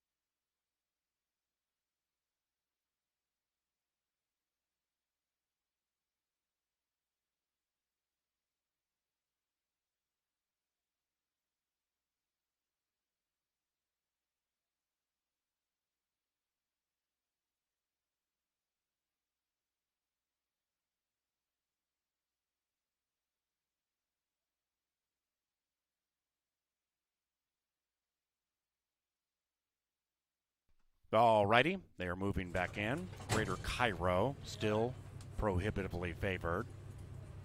The analyst selection, Herzen, 3.5 to 1. And the second win wagering choice. There's Herzen moving in to back. And 1 out. Illuminati for a second time. Doug's done. That's our featured group. Doug's done. Good luck. Congratulations. And they're racing to begin the Canterbury Park Pick 5, and they've broken a line. And Greater Cairo, the favorite, right to the lead. Illuminati has good early speed. And Said Duo has gone 5 clear from Hard to Park. That one is to the outside of Herzen. Then we come back to Waco Kid, and the one in last is Prince Leo, 13 lengths behind the gray Greater Cairo. And Greater Cairo strides along, leading it by 1.5, threatening to make it 2. In second is Illuminati. A good 8 clear from Hard to Park and Herzen. Herzen at 4-1 under a vigorous ride. Behind that one, Waco Kid. And Prince Leo is running on from a mile out of it. Around about the quarter pole, Canterbury has not moved a muscle on Greater Cairo. Ruben Fuentes all over Illuminati, and they're still a mile clear from Herzen and Hard to Park, and they have 2:50 to go. And Greater Cairo shifts ground with a 4-length lead. Canterbury beginning to get into the 5-year-old, and the lead is expanding. It is Greater Cairo blowing the race to pieces and winning it by around 3, maybe 4. Photo for second between Hard to Park and Waco Kid.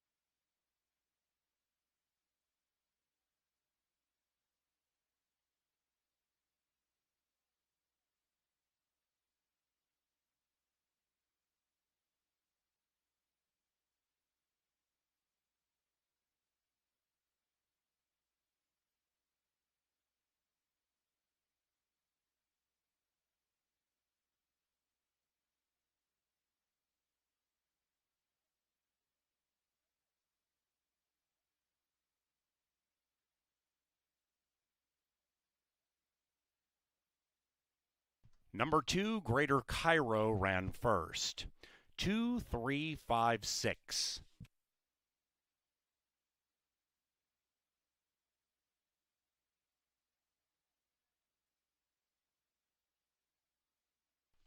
Race number 4 is official.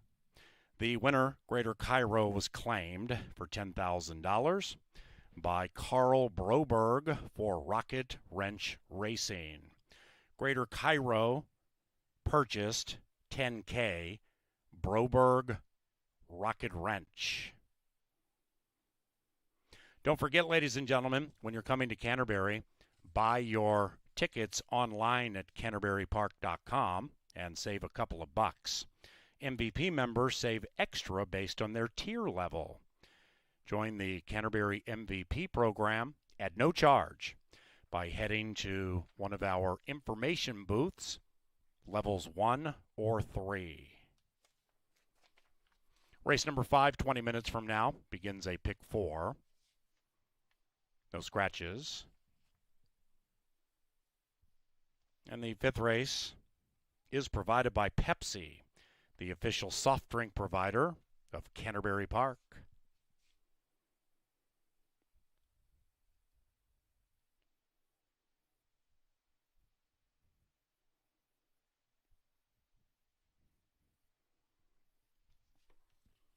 Into the winner's enclosure, Greater Cairo and Alex Canterbury.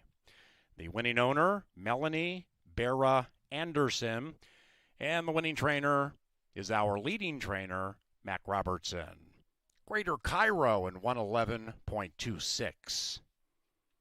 There are the payoffs.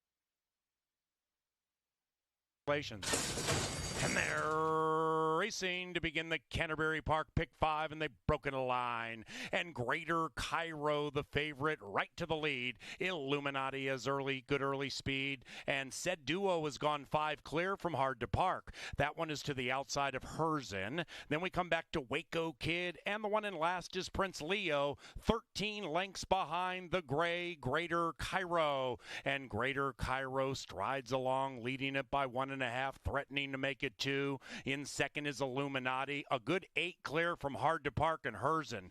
Herzen at 4-1 under a vigorous ride. Behind that one, Waco Kid, and Prince Leo is running on from a mile out of it. Around about the quarter pole, Kenchari has not moved a muscle on Greater Cairo. Ruben Fuentes all over Illuminati, and they're still a mile clear from Herzen and Hard to Park, and they have 2:50 to go. And Greater Cairo shifts ground with a 4-length lead. Kenchari beginning to get into the 5-year-old, and the lead is expanding. It is Greater Cairo blowing the race to pieces and winning it by around 3, maybe 4. Photo for second between Hard to Park and Waco Kid.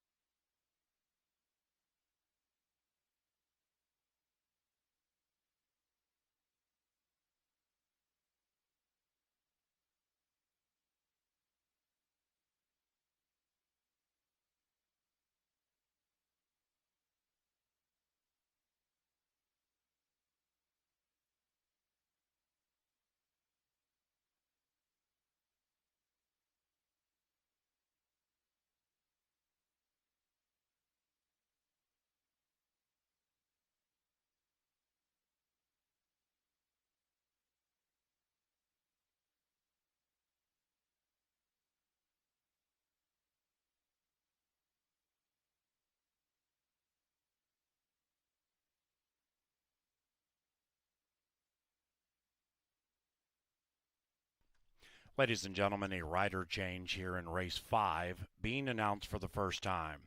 Jockey Luis Negron is not riding the remainder of his mounts. We ask that all trainers engaging in services with jockey Luis Negron please contact Little Buddy in the jockey's room for replacement riders. But here in the 5th, number 7 Squared Straight is ridden by Alfredo Juarez Jr.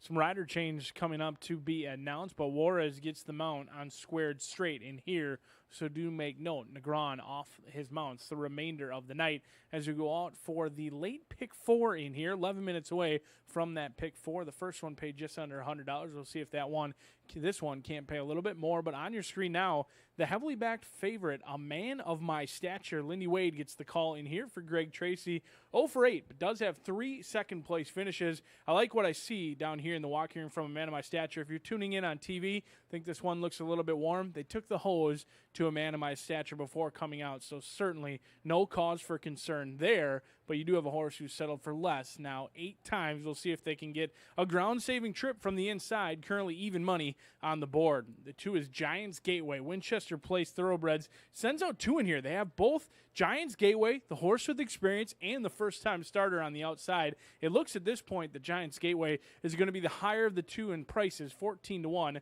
versus 9-2. Hasn't been seen since Keeneland of last year. Bravo takes over. Echoberry aboard. The 3 is Low Tide Warning. Nevada Litfin got a win yesterday. He looks for another one in here with Ruben Fuentes aboard. Low Tide Warning has 7 starts. 5 of them have come on the turf. Many of them have been 2 turns. They'll try sprinting today. The fitness will be there. We'll see if the speed can follow as well. Right now, the field's long shot at a big price, 31-1 on the board.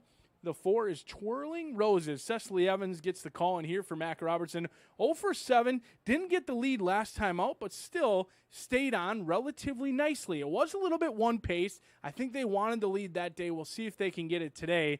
5-1, a juicy price right now on Twirling Roses. The 5 is Twisted Dixie. Kelsey Haar gets the call in here, 7-1 on the board for Robert Klein. An Archie bred who gets to try the turf. Down in Arkansas, they don't have a turf course. We'll see if this Archie bred does like the turf. Looks good down here in the walking ring. Love that braided mane on Twisted Dixie. The 6 is Coal Town Road. Hasn't been seen since April 30th down at Oakland. That was the debut. The blinkers come off. They go right to the turf. And if Coal Town Road can run as good as he's been working out in the mornings, they're all running for second. That's the question mark, though, and it's a big one at that. 8-1 on the board. The 7 is Squared Straight. Juarez gets the call in here. Danny Caldwell sends this one out as Bayou Colonel, acting up down here in the walking ring, did pitch the rider Alonso Quinones. He landed on his feet, and he's right back aboard as Bayou Colonel, currently a handful, the first-time starter, but the groom doing an excellent job keeping the 4-year-old by Colonel John cool, calm, and collected, donning the American flag silks 9-2. I'm going to try the feisty firster on the outside, but it looks like the one to beat is a Man of My Stature. Good luck.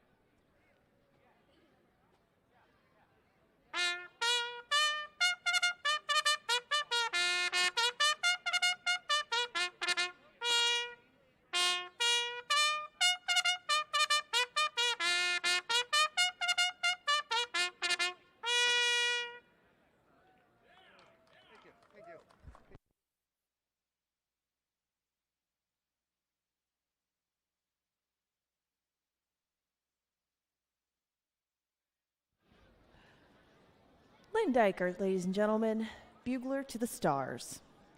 Race 5 is coming up next. This one is on the turf. We'll go 5 furlongs. We don't have any changes to speak of in here. 7 minutes to post. Lots of wagering options should you choose to do so. Win, play, show, exacta, trifecta, superfecta, pick threes, doubles, and the late 50-cent pick 4. We're now 6 minutes to post for race number 6, brought to you by Mystic Lake.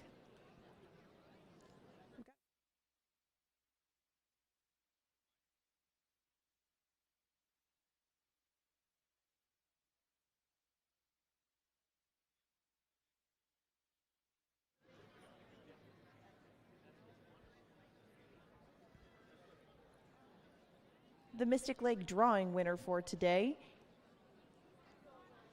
is Niles Scott of Big Lake. If you did swipe your card at an MVP kiosk, you could have won $25, but Niles is the winner today.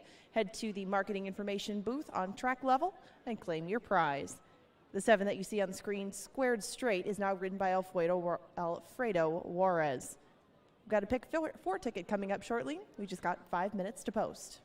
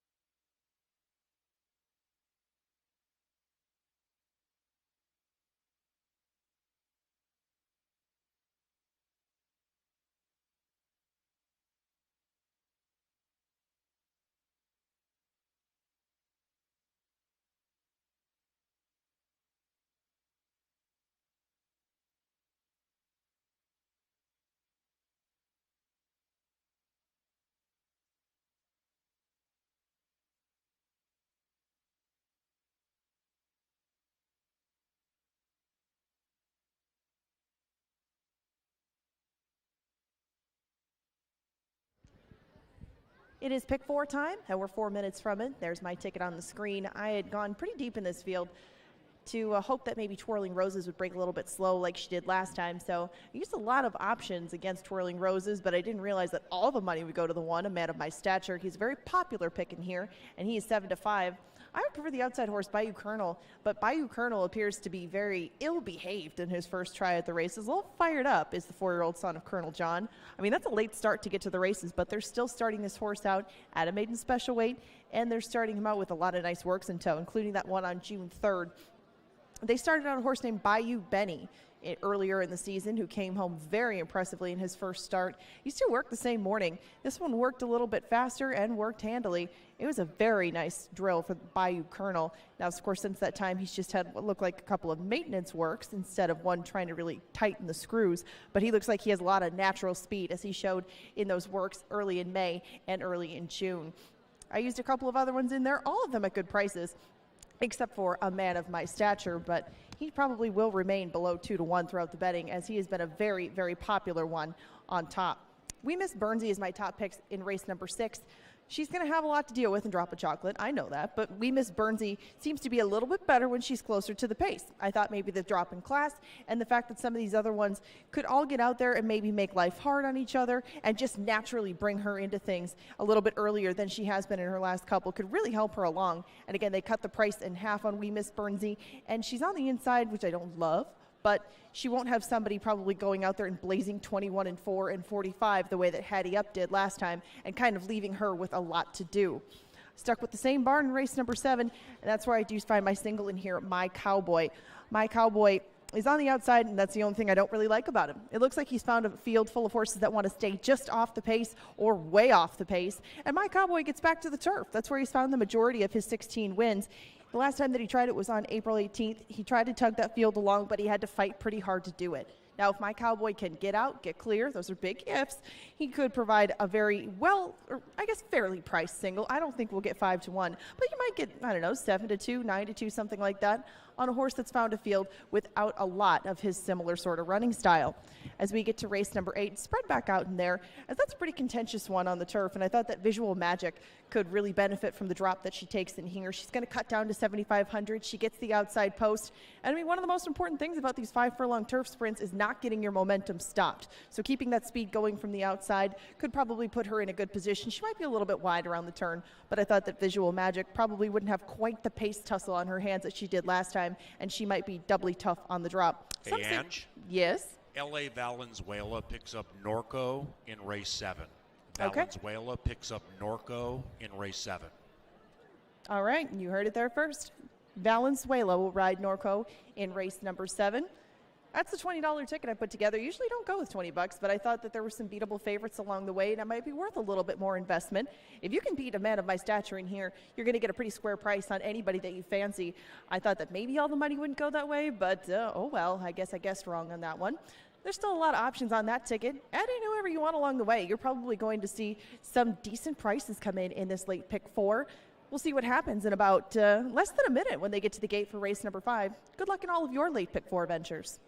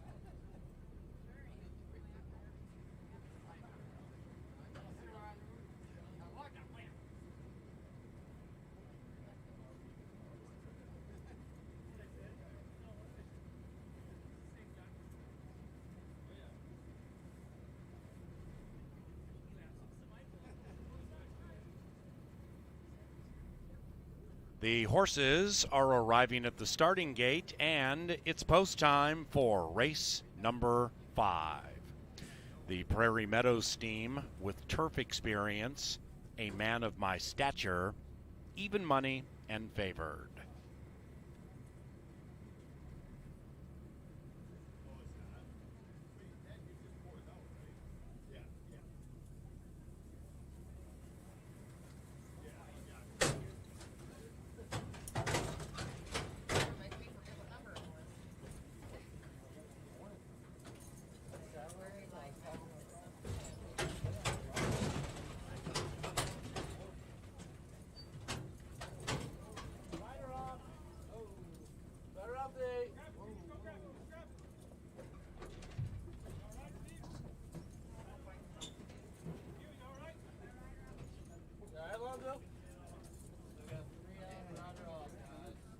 The debuting Bayou Colonel, as he did in the Paddock, has unseated our leading rider Alonzo Quinones, who's rejoining.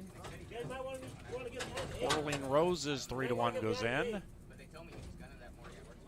Now Quinones still off that 8. Bayou Colonel,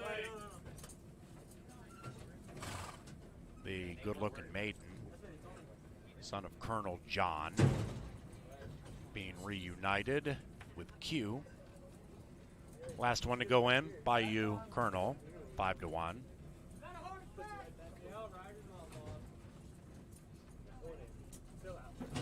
Goes in, maidens on the turf, and here they are.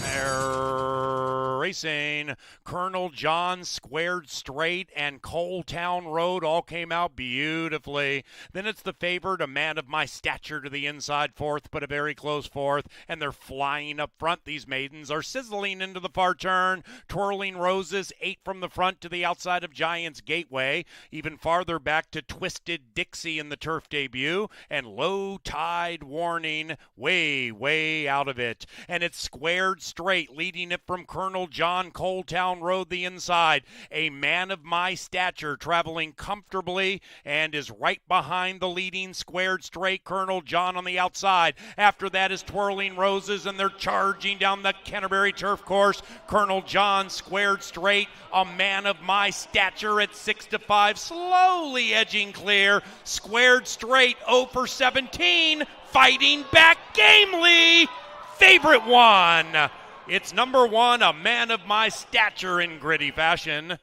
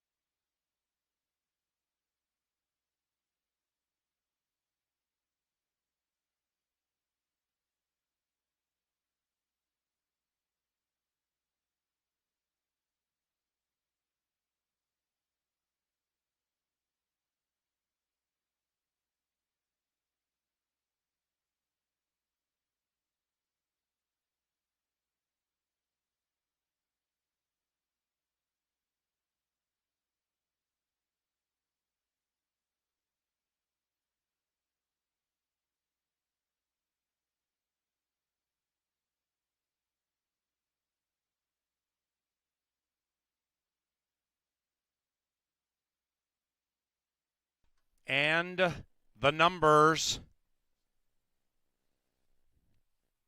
1745.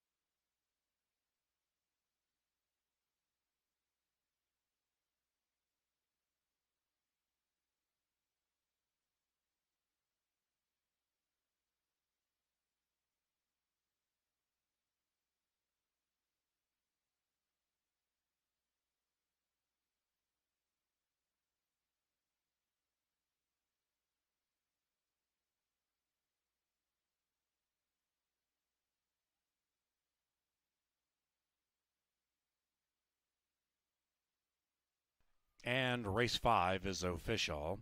Superfecta $25. The 2-1 double paid $4. And the pick 3, $10.85 from race number 3. That $1 exacta, $17.10.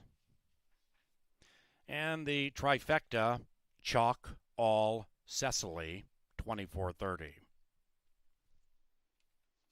Race number 6 is 20 minutes from now. Back to a fast main track. Number 7, Princesa del Sol, picked up by L.A. Valenzuela. Race number 6, courtesy of Mystic Lake Casino Hotel.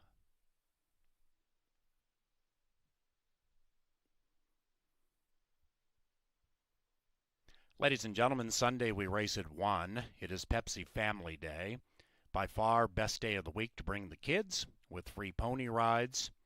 And we have a PlayStation area, an arcade, and the kids run on the track at the end of the race day.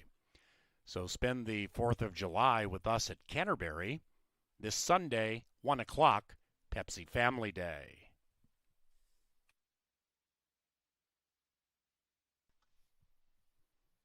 Into the winner's enclosure after winning the pot, it is a Man of My Stature, and it paid to ride Lindy Wade.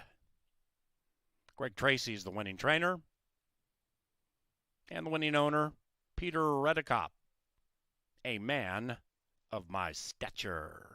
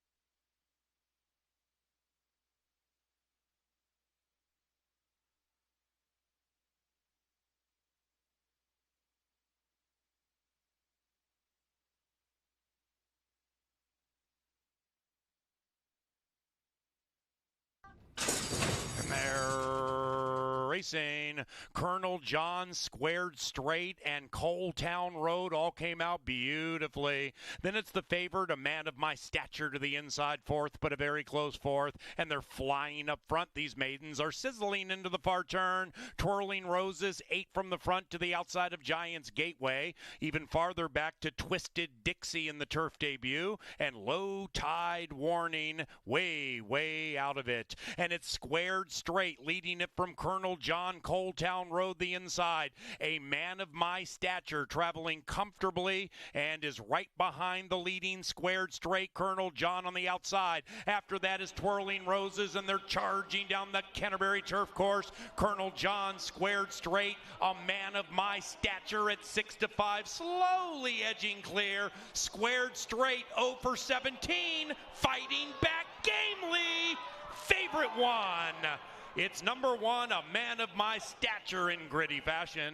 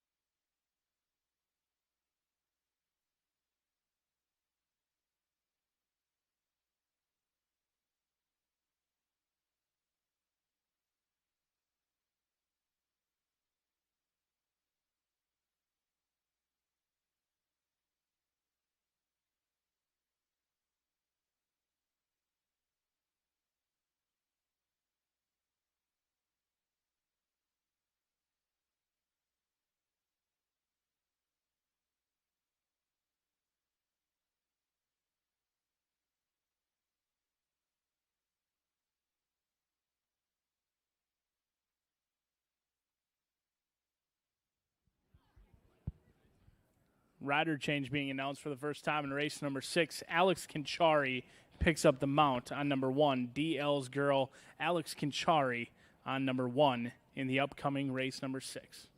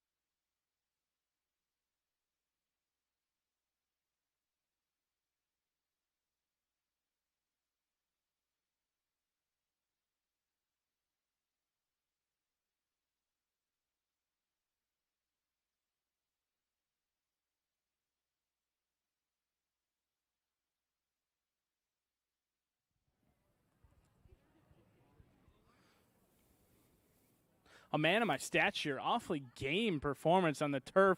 Lindy Wade bobbing and weaving, getting the nose down as a favorite. Outduels the long shot. The 0 for 17 long shot, awfully game for Danny Caldwell, but they'll have to settle for second today. 7 minutes away from race number 6. Do note the jockey change. Kinchari picks up the mount on DL's Girl. Quinones off, Kinchari on. They tried 6 furlongs last time out against similar competition. Didn't run much that day, but still could be rounding into form since shipping in from Fawner. 1 for 8 lifetime, but 0 for 2 here at Canterbury Park. We'll see if the Hall of Fame rider can get DL's Girl a win with Alex Kinchari aboard. Right now, the field's a long shot. The 2 is We Miss Bernsey. Dean Butler gets the call in here for Tim Padilla. 3 second-place finishes for this 4-year-old filly by Kayla's Posse, who does get class relief. Has been knocking heads at the $15,000 claiming ranks, now $7,500. Didn't show much last race. Was in between horses, but you get the plenty capable Dean Butler in the saddle. Always a good sign. 9-1 on the board. The projected speed looks to go through Miss D's Concerto. Ruben Fuentes gets the call. Larry Donlin looking for a second winner on the card. He teamed up with Dean Butler earlier in the card to get a win. He'll try and get one in here with Ruben Fuentes. This horse ran really good last time out. Actually deserved to win. Lost by a nose to Time on the Tavern, who stretched out. Ran an even running race today, but Miss D's Concerto could be on the front end as they turn for home, and that's exactly where you want to be. The 4 is She Glitters. Troy Bethke owns and trains. Chad Lindsay gets the call in here. The blinkers go on. The equipment change for She Glitters, who ships in from Horseman's Park. Didn't run a lick that day. They tried turf here May 26th. They've tried a little bit of everything with She Glitters. 12-1 on the board. They're going to try winning today at a double-digit price, but I'm going to try Drop a Chocolate. Quincy Hamilton and Joel Byrne. Another who the claiming price goes down, $15,000 to $7,500. Ran a winning race last time. Lost to Hattie Up, who you may not know who Hattie Up is, but it was the 2-5 heavily backed favorite that day. And the connections actually delve into the claim box for Hattie Up. So they have both Hattie Up and Drop a Chocolate. I like the Big Gray to get the job done today and find the second win in the last 3 starts. The 6 is Me Say So, Ryan Eckleberry and Burnell Roan. This one was popular at the claim window last time. Numerous people wanted a piece of Me Say So, but Burnell Roan was the lucky victor. We'll see how lucky they are. 5 minutes away with Me Say So. First start off the claim. The 7 is Princesa del Sol. Like Alex Kinchari picked up the 1, Luis Valenzuela picks up Princesa del Sol, who could be awfully fast and might be able to keep up with Miss D's Concerto on the outside at 11-1. And the 8 rounds out the field. It's Ort Stream. Didn't break on top last time. They want to be close to the lead. This is another horse who wants to be close to the lead. The 3, 7, and 8 want to sit close. We'll see if Miss D's Concerto can get the money or if the Big Gray Drop a Chocolate provides the hammer, a nail to strike down at even money, as we're 5 minutes away from race number 6 on a beautiful Wednesday out at the park.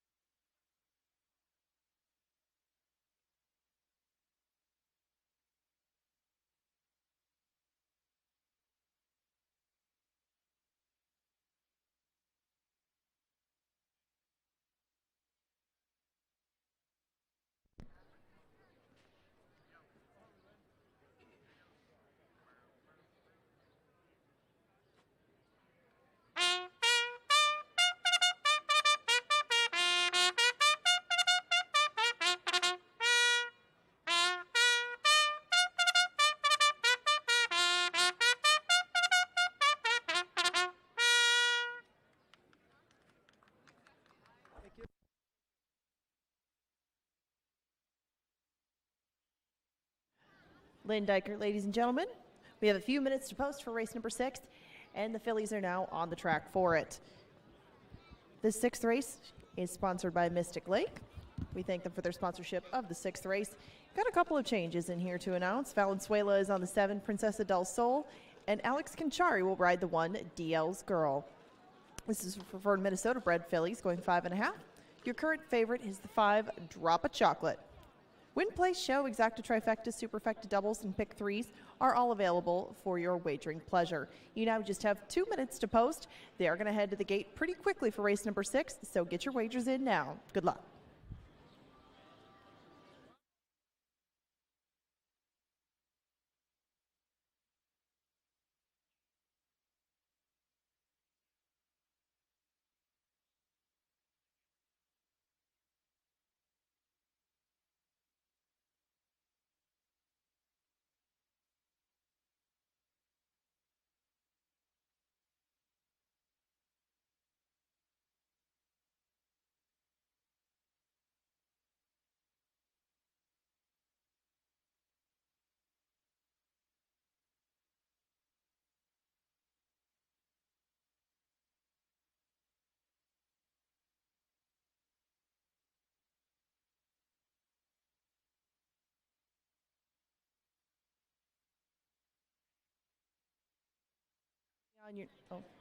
Currently on your screens, or on the big screen if you're out here on the apron, is BA's Budweiser Hammer Time. The 5, Drop a Chocolate.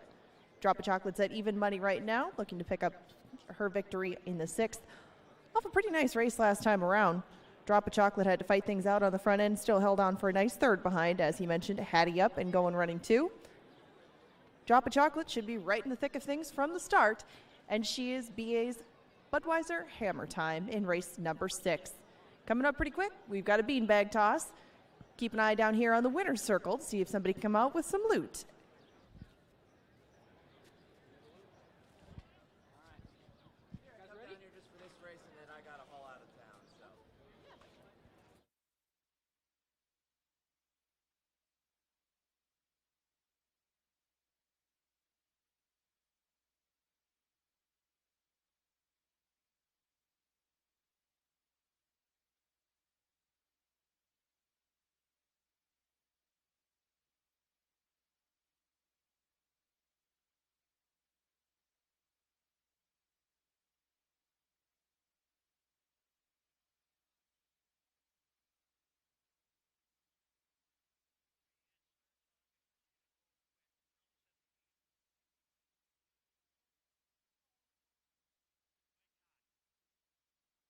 Now time for Jim Beam beanbags.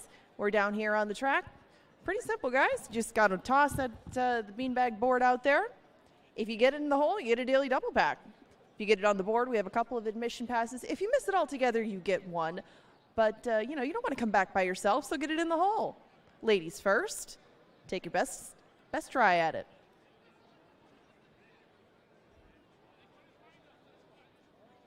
Very, very close. Very close. She set the bar high, gentlemen. See if you can get it in the hole. Close, but no cigar. I'm sorry. I'm so sorry. We got one more. Girls rule. She got closest. Give her a couple admission passes. If you would like to play beanbags with us down here on the track, it's one of many things that we do in our marketing department. Check out the info booth on first level. They'll give you all the details on all of the different promotions that we have going here at Canterbury Park. If you don't like doing beanbags, you can play beer pong. You can play a lot of different stuff. All available at that track level information booth. We're getting very close to the gate for race number 6. Get your bets in now. Your 4 to 5 favorite remains Drop a Chocolate.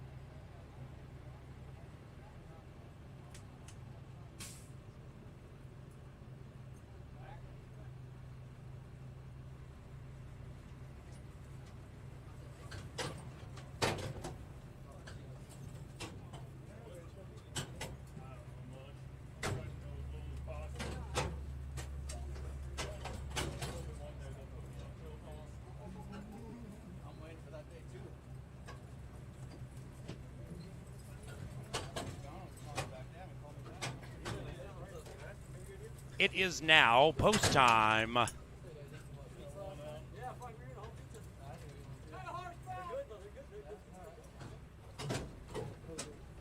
Drop a Chocolate and Mrs. D's Concerto, each 3-2. Racing, perfect line out of the starting gate. Princesa del Sol with those blinkers and a class drop shows really good speed. Princesa del Sol from Mrs. D's Concerto, and between them as she glitters. Outside of that, Drop a Chocolate rolls up alongside Mrs. D's Concerto, and Princesa del Sol is on a lonely lead. They are about 7 clear from She Glitters, shoved on hard. Then it's DL's Girl, Wee Ms. Burnsy, 9 out of it to the inside of Ort's Dream, and the one in last is Me Say So, and the one on in first is Princessa del Sol with a quarter of a mile to go. Drop of Chocolate still chilly to the outside of Princessa. Then we come to Mrs. D's Concerto, and that trio is far clear from the rest of the field. Drop o' Chocolate in tightly with Princessa del Sol. Then we come back to Mrs. D's Concerto. Drop o' Chocolate refusing to melt. Ort's Dream charging, but it's going to be too late. And it is Drop o' Chocolate at 9-5. Very sweet.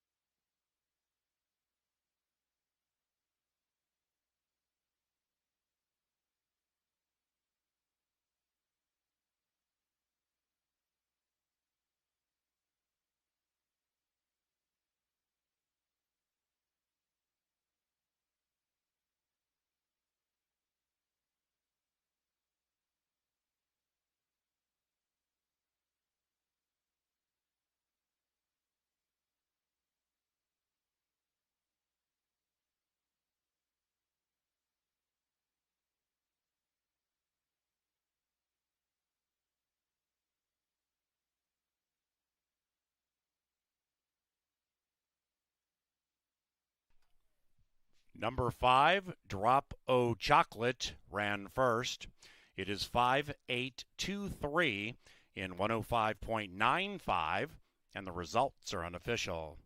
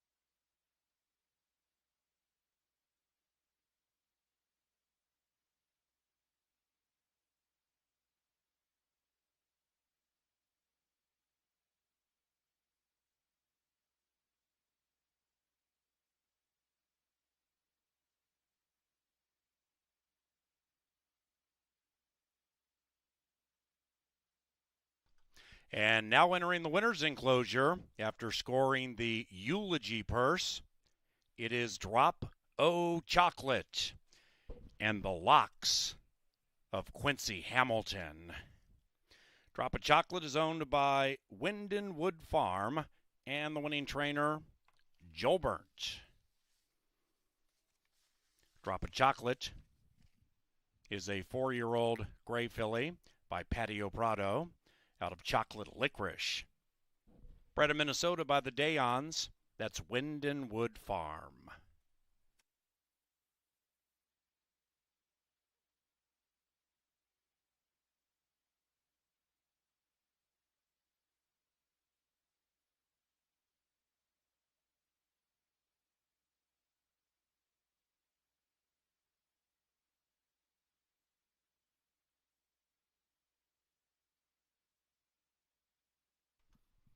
And race 6 is official, 5.823. Nearly 19 on the exacta, trifecta 37.40, superfecta 20 and change. The 1-5 double, nearly $6. Likewise for the pick 3. To the 7th race now, and back to a firm turf course. Number 6, Norco, is ridden by Luis Valenzuela, and the 10, My Cowboy, picked up by Dean Butler. 7th race, 20 minutes from now.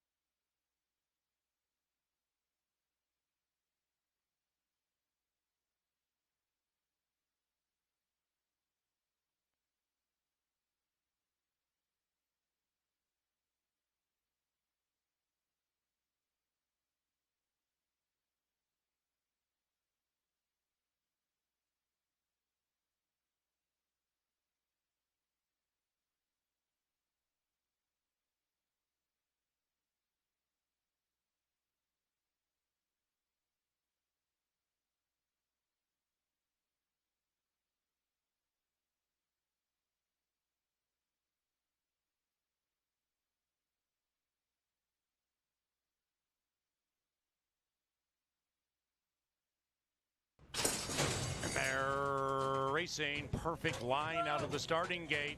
Princesa del Sol with those blinkers and a class drop shows really good speed. Princesa del Sol from Mrs. D's Concerto, and between them as She Glitters. Outside of that, Drop of Chocolate rolls up alongside Mrs. D's Concerto, and Princesa del Sol is on a lonely lead. They are about 7 clear from She Glitters, shoved on hard. Then it's DL's Girl. Wee Ms. Burnsy, 9 out of it to the inside of Ort's Dream. And the one in last is Me Say So, and the one in first is Princesa del Sol with a quarter of a mile to go. Drop of Chocolate still chilly to the outside of Princesa. Then we come to Mrs. D's Concerto, and that trio is far clear from the rest of the field. Drop o' Chocolate in tightly with Princesa del Sol. Then we come back to Mrs. D's Concerto. Drop o' Chocolate refusing to melt. Ort's Dream charging, but it's going to be too late. And it is Drop o' Chocolate at 9-5. Very sweet.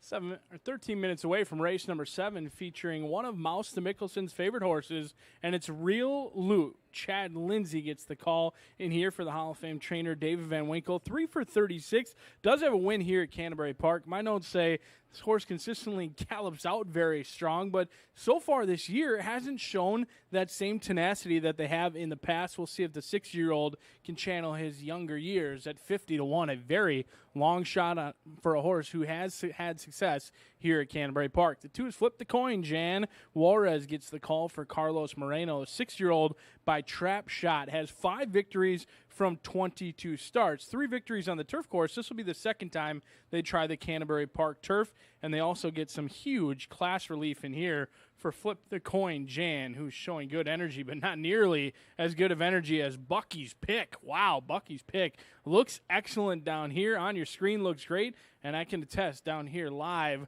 Bucky's Pick looks great as well. Was caught super wide into the first turn last time out, but stayed on last time. Did lose by quite a distance. However, that was on the dirt. They'll get back to the turf, where the last time Bucky's Pick ran on the turf, beat a field of 6 by open lengths.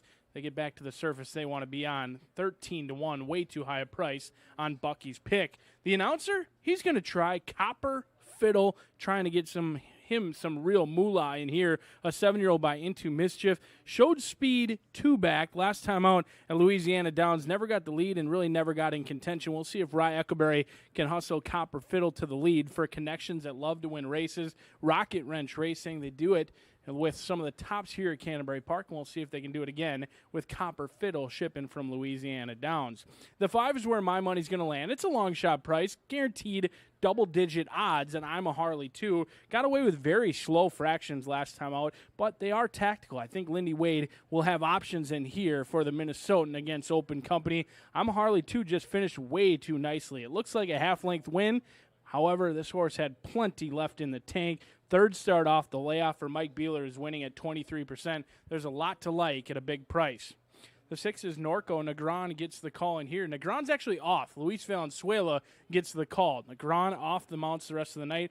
Randy Pfeiffer gets plenty capable. Luis Valenzuela the call in here. Second start off the layoff. 3 for 32. Hasn't won in a long time, but his best days, he can win this race at a big price. Speaking of win, 2 Chance hasn't done so in 2 years. The Minnesotan does take on Open Company. Has been closing into it and paying his own way. We'll see if he can get a victory in here at 20-1, but all of the money has gone on Glacken's Ghost, who won on a sloppy racetrack down at Oaklawn Park. 1 for 13 on the turf. Alex Conchari and Mac Robertson have been winning races in handfuls this week. We'll see if it can continue with Glacken's Ghost in here at 7-5. The 9 is Mesa Skyline. Didn't have an excuse last time. A good third-place finish. No excuse.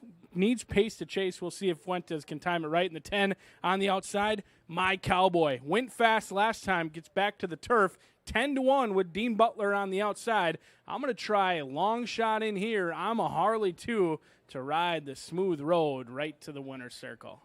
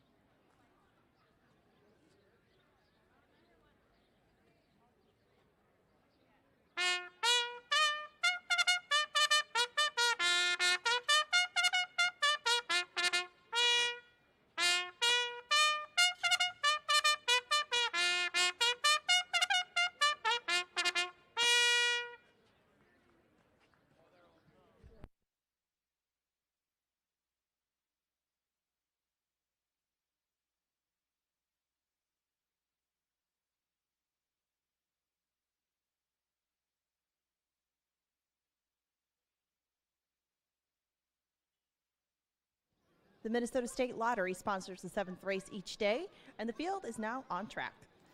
We're 7 minutes away from it. We'll go back to the turf course. Please make Valenzuela the rider on number 6, Norco. The rest of them, clear change. Got a very evenly matched group by the looks of the board, other than your 3-2 current favorite, Glacken's Ghost.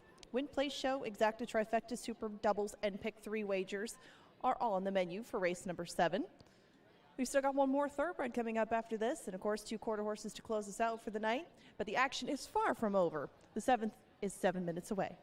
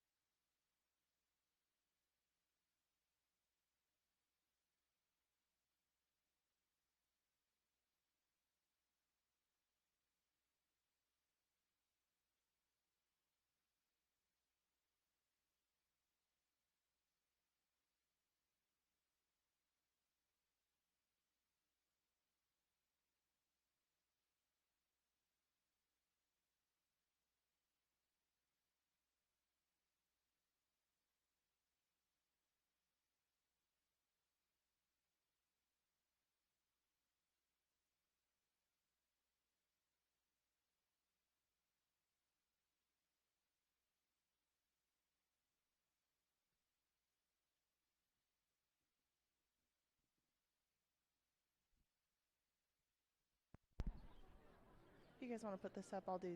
Oh.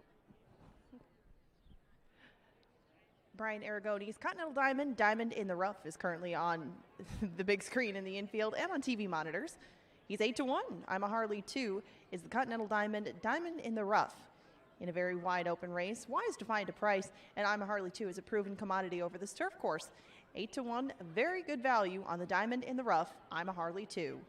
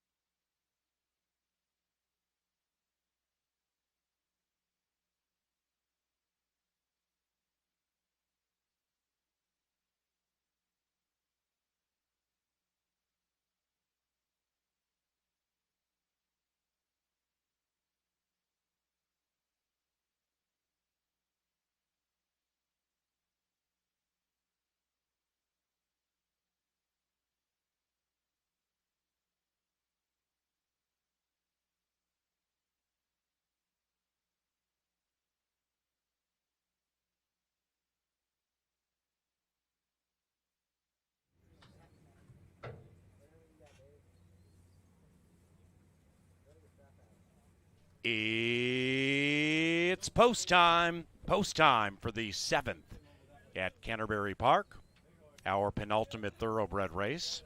We go back-to-back with turf races. Then after that, a couple of quarter horse races. We race tomorrow at 5 o'clock. KFAN's popular Power Trip morning show is at Canterbury tomorrow, 6 o'clock.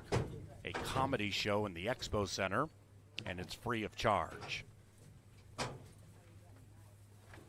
Glacken's Ghost goes in 4-1. Flip the Coin Jan is 2-1 in favor. 5-9 go in. And here is My Cowboy, 5-1. It's turf time.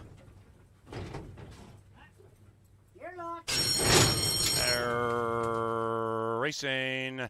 Everybody off swiftly, and a wonderful start for Bucky's Pick. And Bucky's Pick immediately puts those white blinkers in front. Behind that one is Copper Fiddle. Then on the outside, My Cowboy looking to wrangle in all the money with 1 lap to go. I'm a Harley too. The Minnesotan is 5 lengths from the front and to the outside of Flip the Coin Jan. As they corner for the first time, the pace is fast, and it's being established by Bucky's Pick and My Cowboy. Copper Fiddle strums along 5 lengths from it in third. After that, Flip the Coin Jan to the inside of I'm a Harley too. That quintet is 7 lengths clear from Glacken's Ghost, the gray, with that 1 turf win, about 9-10 lengths out of it. Behind that one is Real Loot, in search of the loot for the first time in a long time. Then we come back to Norco, even farther back, Mesa Skyline and 2 Chance. They're about 18 lengths behind this fast pace Bucky's setting. And Bucky's Pick is sole alone on the lead, but went quickly, likewise for Copper Fiddle, who makes a move. After that, it is Flip the Coin Jan in third. Outside of that, I'm a Harley too goes on the move as Bucky continues to lead, and Echoberry's all over that 4. After that is Real Loot, making a massive move at 46-1. And as they head for home, they're still chasing Bucky. It's Bucky's Pick. Here's Real Loot, and I'm a Harley too. That's it for Copper Fiddle. Then it's Glacken's Ghost. Real Loot has 0 wins in 2 years. Real Loot to grab the loot from I'm a Harley too. Real Loot blows the tote board to Burnsville.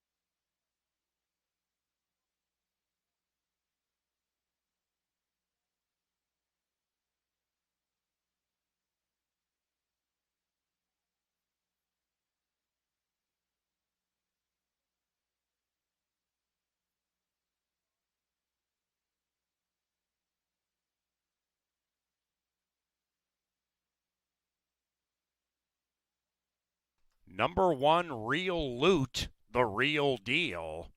1:5:36 unofficially in race 7. The final time, 1:40.88.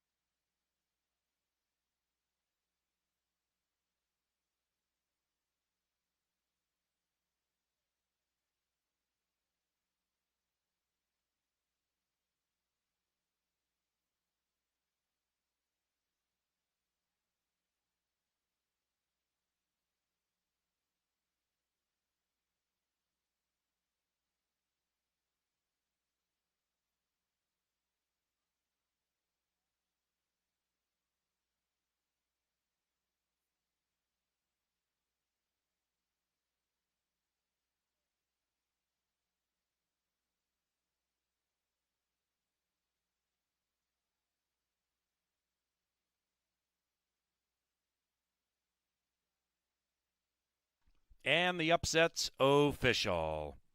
307 for the exacta. Trifecta paid nearly 1,000. Loot all odds. 10-cent superfecta, 1,944 for a dime. 170 for the double from race 6. The pick 3 from race 5 paid $217.45.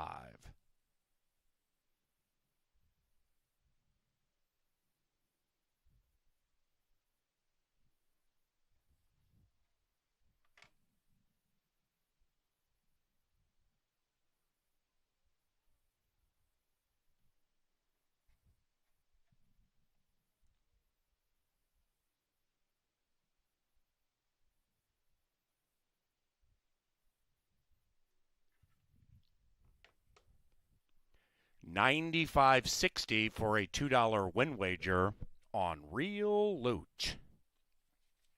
The 8th race, back to a firm turf course. Number 1, Flan, is ridden by Leslie Mowing.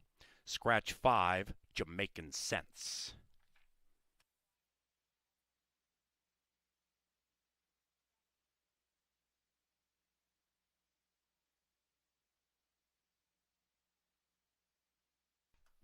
How about that? Parading in front of you now, the veteran Real Loot, winning for the first time since June 9th of 2019 at Canterbury Park. Ridden that day by Chad Lindsay and trained that day by David Van Winkle. Real Loot pays $95.60 with his first win in more than 2 years. Well done, young man.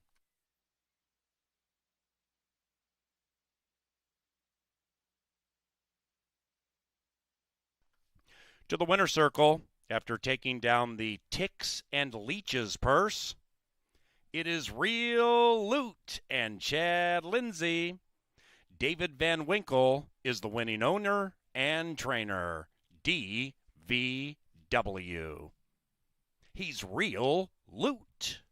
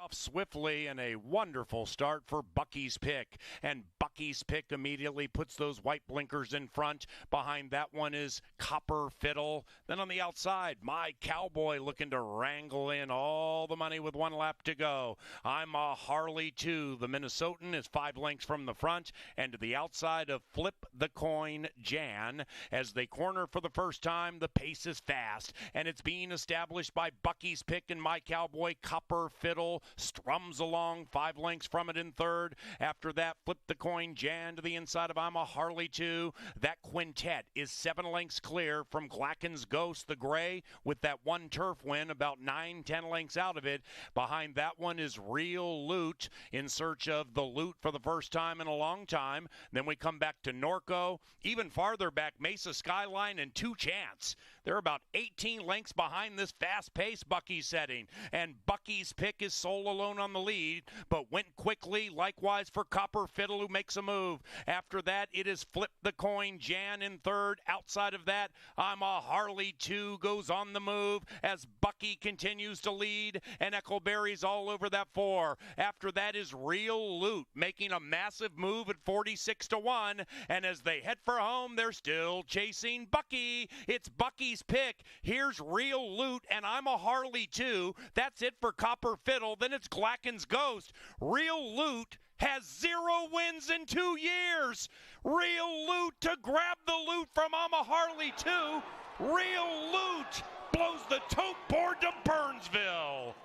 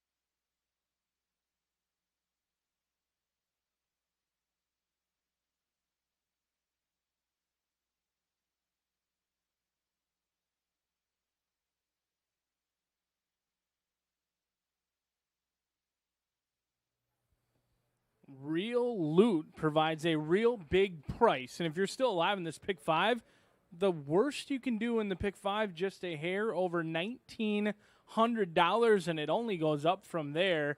If you're alive to the 7 in the pick 6, wish you the best of luck. But if the 7 does not win at 13-1, we will have a pick 6 carryover into Thursday night's card, as we are just 11 minutes away from the last thoroughbred race. But then we'll have 2 quarter horse races. So this is the final pick 3 of the night. On your screen was the rail running Flan, who Leslie Mowing picks up the mount. Negron off.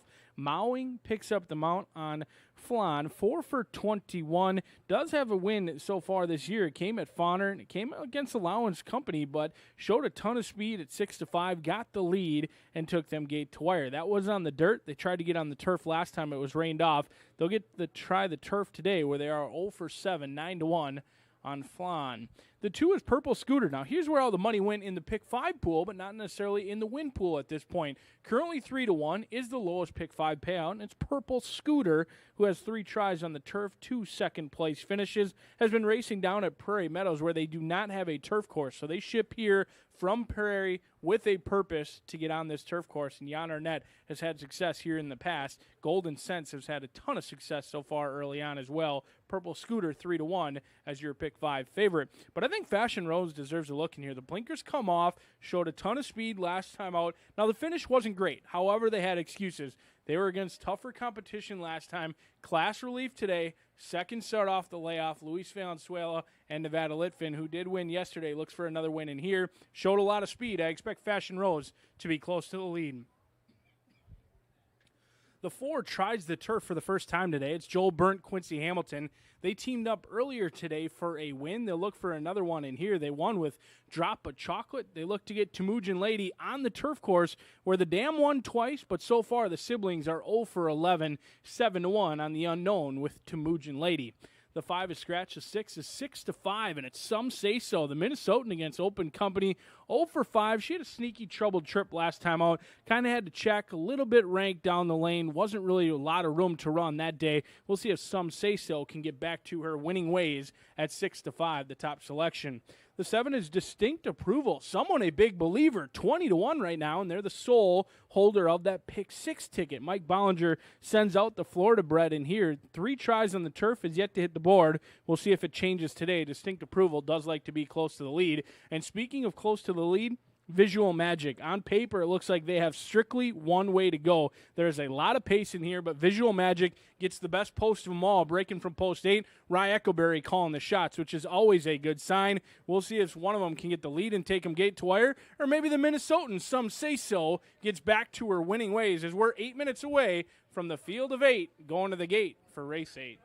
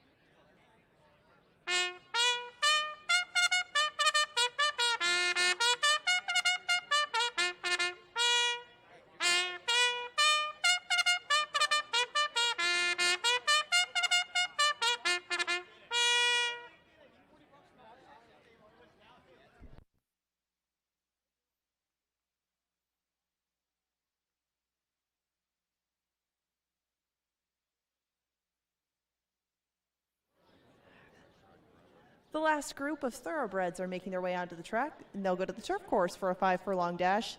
These Goyles offer win, place, show, exacta, trifectas, super doubles, and the final pick 3 of the evening. Scratch the 5, Jamaican Sense, and the 1 Flan will be ridden by Leslie Mowing. Your 7-5 favorite is Some Say So. Now have 6 minutes to post. We've got a special guest down here in the winner's circle, and we're going to have another one in just a moment to play a little K-Fan categories with us. We'll see if perhaps Brian Aragoni has a few more NHL teams in him than Paul Allen did. So you and I down here, then I go up here and I get to use this one.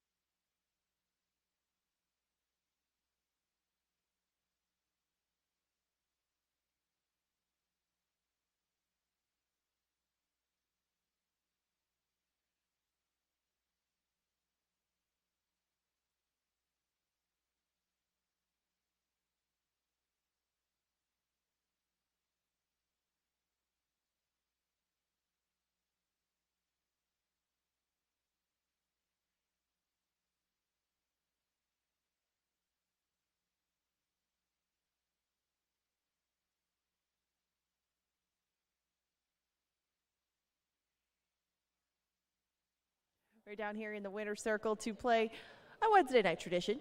K-Fan Categories is coming up next. I've got Matt from Racine, Wisconsin, the mistake on the lake, as you like to call it. And we're here to test your knowledge against one of our pros. I hinted at it before, but how much do you know about the NHL? None. Okay, that's not a good start, because we have quite a knowledgeable expert that's going to be taking you on in K-Fan Categories, and it's going to be naming NHL teams. Now, I'll give you an out on this. Do you think that you can name more than Brian Aragoni, or would you like to sub in Paul Allen and see if he can name more than Brian Aragoni? Can we do Wisconsin hockey teams? No, it's way too easy. You have to go all around the country and Canada. I'll go against this guy. Okay, all right. So you've had about 30 seconds to think of some. We're going to give you 15 to name as many as you can. They're going to keep track right over there. No pressure at all. But if you do win, you get a betting voucher, compliments of us. And I will warn you, Brian is quite a hockey fan, so stakes are high. All right. Okay, ladies, ready? Do I hold this? Sure, if you want, I'll hand it off. No problem. All right, you're going to have 15 seconds. So whenever you're ready, go. Minnesota Wild, Tampa Bay Lightning, Dallas Stars, Winnipeg something, Toronto Maple Leafs. I already said that one. Winnipeg Jets, Islanders, Flames, Senators, Rangers, Coyotes. Okay. I thought I got a minute. You get 15 seconds, and looks like we got 10. So we'll put you up against Brian Aragoni. Everybody take a look at your screens and see if he could outdo him in NHL teams.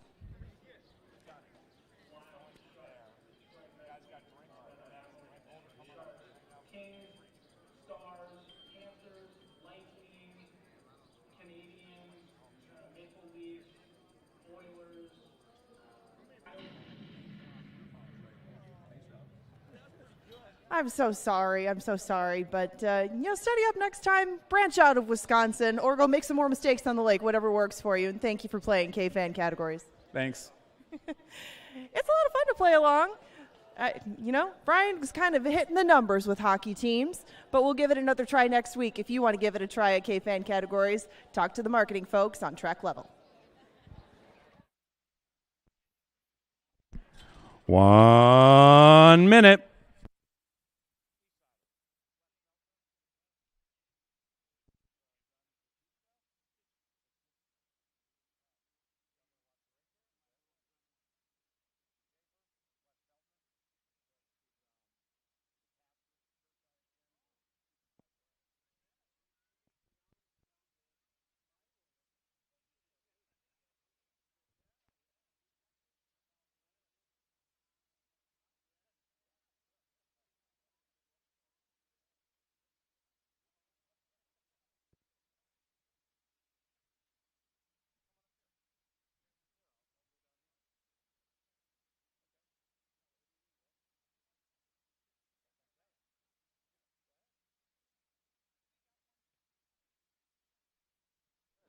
Yeah, put us up. We got 1 minute to post, and as is promised, I do have a very special guest down here. A guest only to the winner circle because you are one of the most well-known entities around Canterbury. Paul Allen coming down here to join us and call the 8th race on a perfect night in Shakopee. Yes, beautiful, especially if you had real loot, like even $2 to win on real loot. First win in a couple of years. Decided to call this one from the winner circle. I have Miss Angela. I have the preacher next to me. I have the mailman next to him. No Poopy Dave, but some of my very closest are here.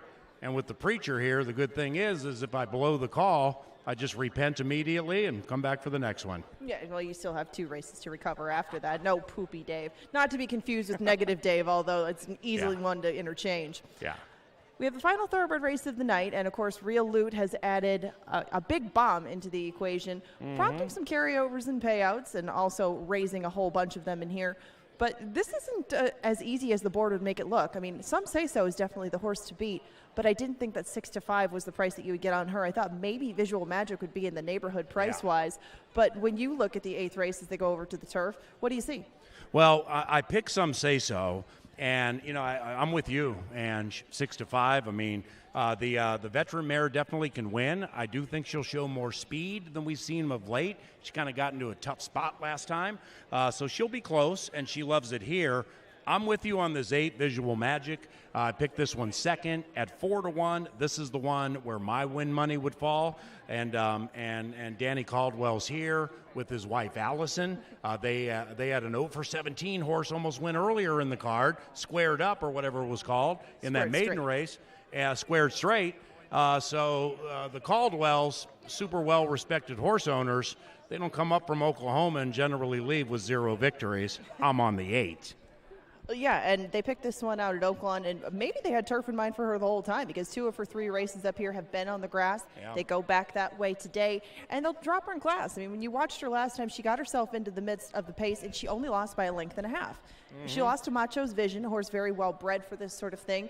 And just a little drop like this could be the difference between winning and losing because last time the length of loss was not much. You'd think that a drop in half in price could definitely move this horse up a length and a half or so, and that's all that she'll need to wind up at 4 to 1. I'm with you. I think that she's the win bet in here. I don't see anybody else here that's too far off from where I expected them to be other than Some Say So. Maybe the scratch of Jamaican Sense accounts for both of those lowered prices, but I still think that she's very square at 7 to 2.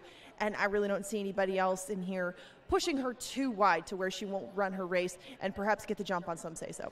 I think you make some money here in the 8th race. We have a couple of live races left. Somewhere during the course of the evening, you go into the card casino, play some touchscreen blackjack for $1. You get 3 terminals on your own, live dealer.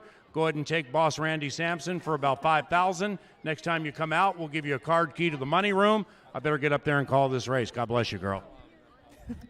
Good luck, Paul. Thank you. Good luck, everybody.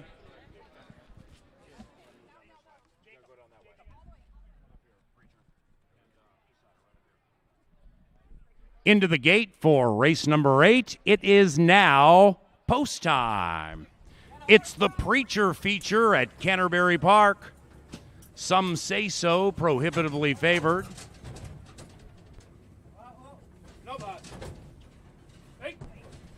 About in there.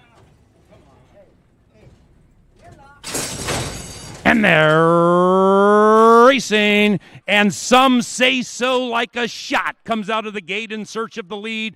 Fashion Rose has really good early speed at 7 to 1. Then it's Purple Scooter scooting through on the inside, and between them, Temujin Lady looks to win 2 in a row in her turf debut. Visual Magic is prominent but very wide to the outside of Some Say So. Then it's Flan, and Distinct Approval can see them all. They're off the far turn, approaching the top of the stretch in race 8 on the beautiful Canterbury Park turf course, and it's Fashion Rose fashioning speed, and outside of that one, Temujin Lady with the locks of Quincy Hamilton. Then we come back to Some Say So, Visual Magic on the outside, and Flan's running a big one on the inside. We have nearly 5 abreast coming down to the wire. Here's Flan at 10 to 1. Flan, my oh my, show am good.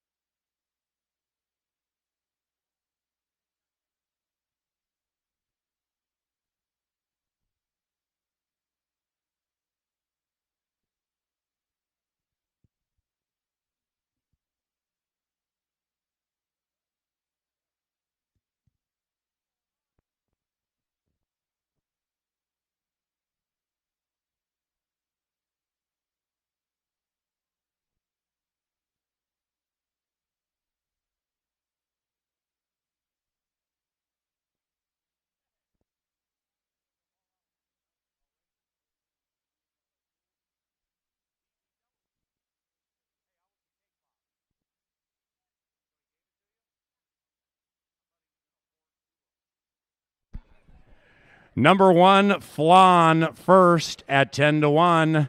It is 1-4-6-3 in race 8, clocked in 56.34.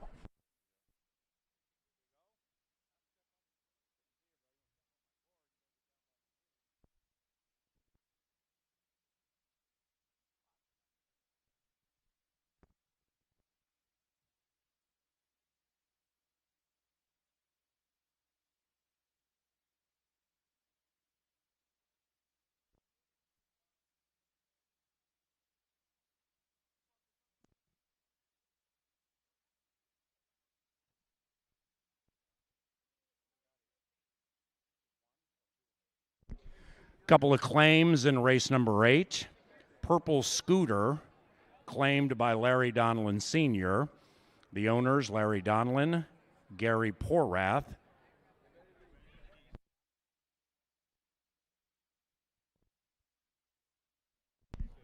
Chad Hasse, and Mike Tyndall. That's Purple Scooter tagged. Visual Magic also was claimed. Visual Magic was claimed. Patrick Fields, owner-trainer.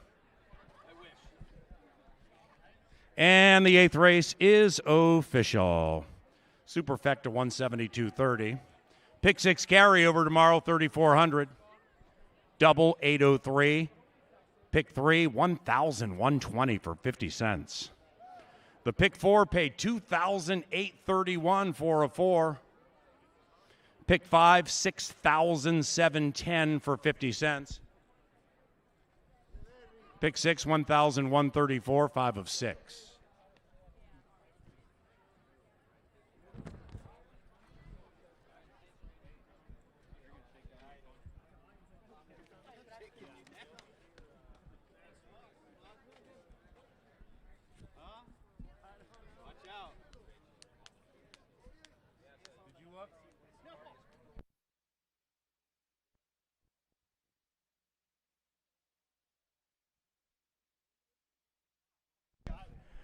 Now entering the winner's enclosure, it is Flan and Leslie Mowing. The winning owner, Sanderson Stables, and the winning trainer, Bruce Sanderson. She is Flan. Taking down the Culling Voices purse, it's Flan. 9th race, 20 minutes from now. Sands number 1, Not Hateful, scratched. Dr. Dan's late double commences 20 minutes from now. Flan.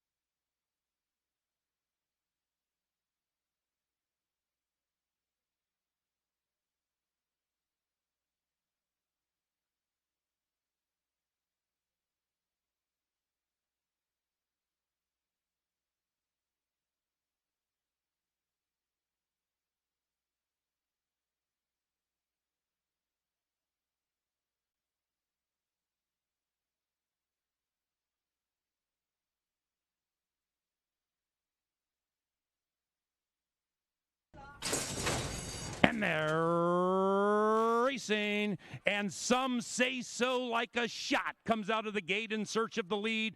Fashion Rose has really good early speed at 7-1. Then it's Purple Scooter scooting through on the inside, and between them, Temujin Lady looks to win 2 in a row in her turf debut. Visual Magic is prominent but very wide to the outside of Some Say So. Then it's Flan, and Distinct Approval can see them all. They're off the far turn, approaching the top of the stretch in race 8 on the beautiful Canterbury Park turf course, and it's Fashion Rose fashioning speed, and outside of that one, Temujin Lady with the locks of Quincy Hamilton. Then we come back to Some Say So, Visual Magic on the outside, and Flan's running a big one on the inside. We have nearly 5 abreast coming down to the wire. Here's Flan at 10-1. Flan, my oh my, show am good.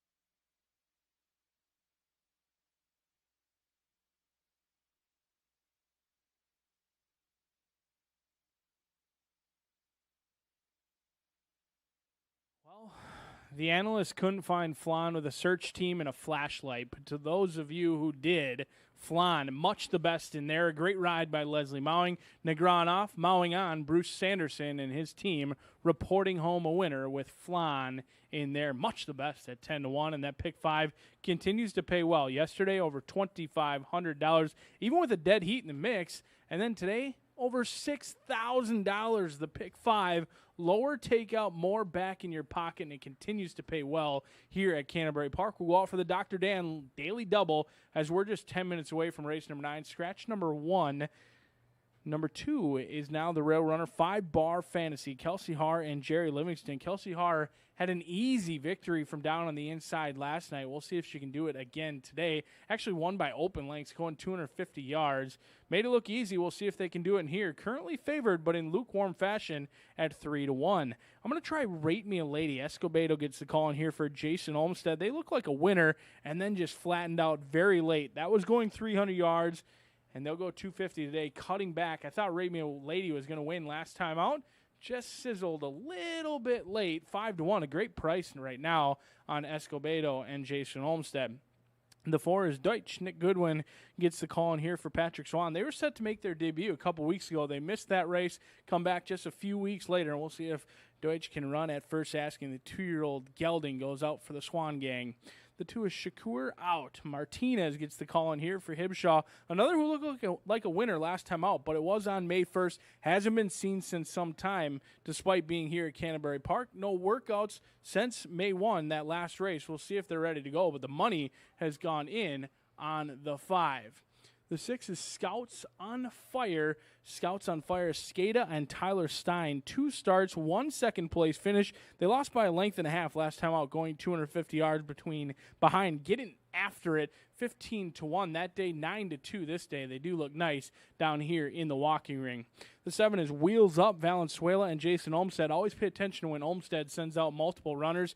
This one likely to be the 2 higher in the wagering, 7-1 on the good-looking Wheels Up. And the 8 rounds out the field. She's really fast. Snodgrass gets the call. Star Tribune Handicapper's favorite jockey in the colony is Eric Snodgrass, and he's got this one in the mix today. Mallory Norton, Daryl Smith, she's wheelie fast off of a 4th-place finish.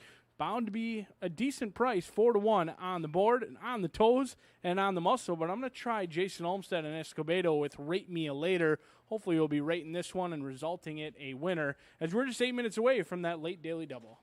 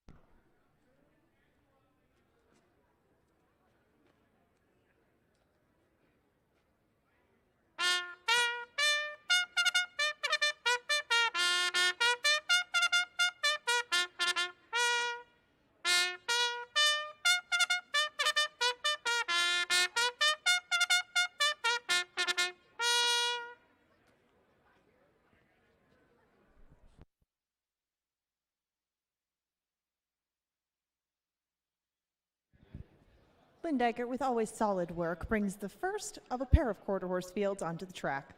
6 minutes until race number 9. Scratch the 1, Not Hateful. Her stablemate, Scouts on Fire, remains in the field, and that's one of just 7 that you have to choose from in this 9th race. If you'd like, you can bet the last double of the evening, in addition to win place show, exacta trifecta, and superfecta wagers. Very evenly matched group on the board right now.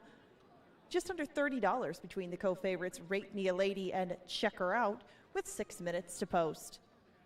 One more coming up after this. Get in your late doubles now. You got 6 minutes.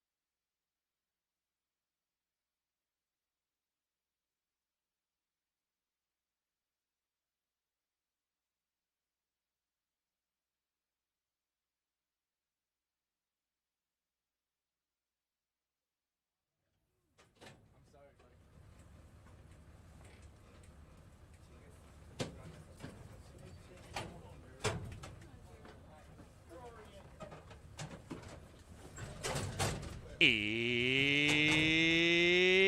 post time for race number 9.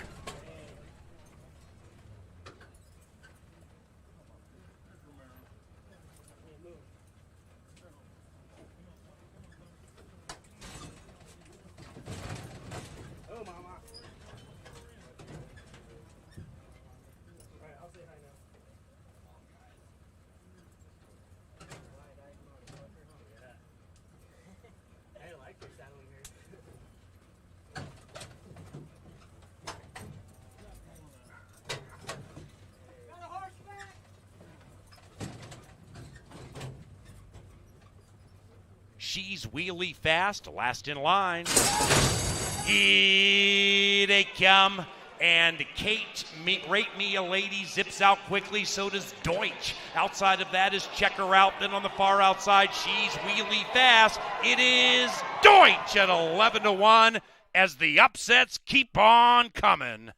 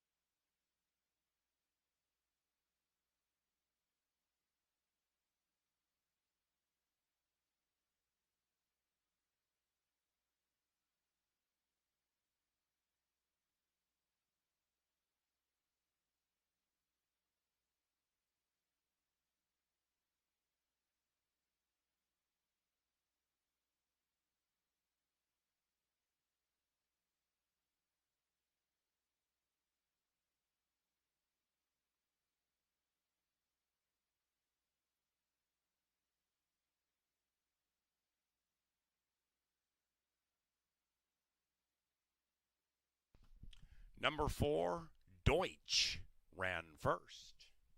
Photography for the rest.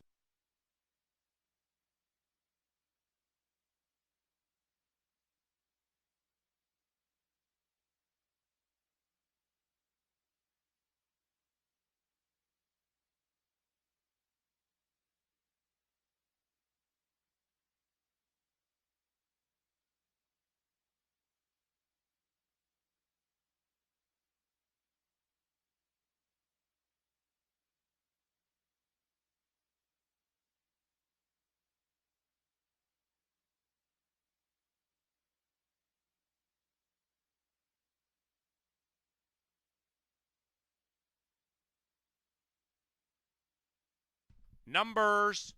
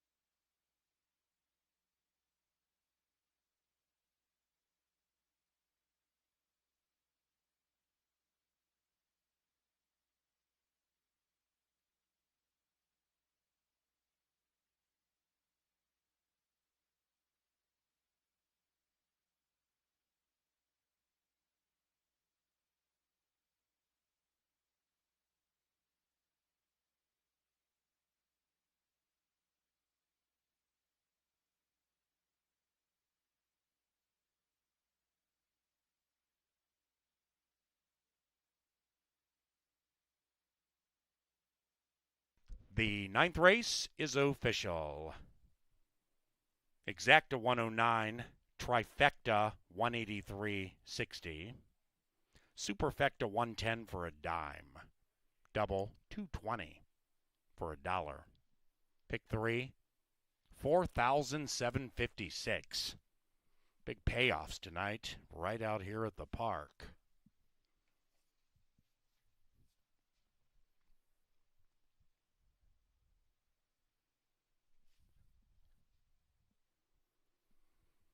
Into the winner's enclosure, after scoring the American Poet purse, it is Deutsch and Nick Goodwin. Triple play for Pat Swan, winning owner, trainer, and breeder of Deutsch. Fold in Oklahoma.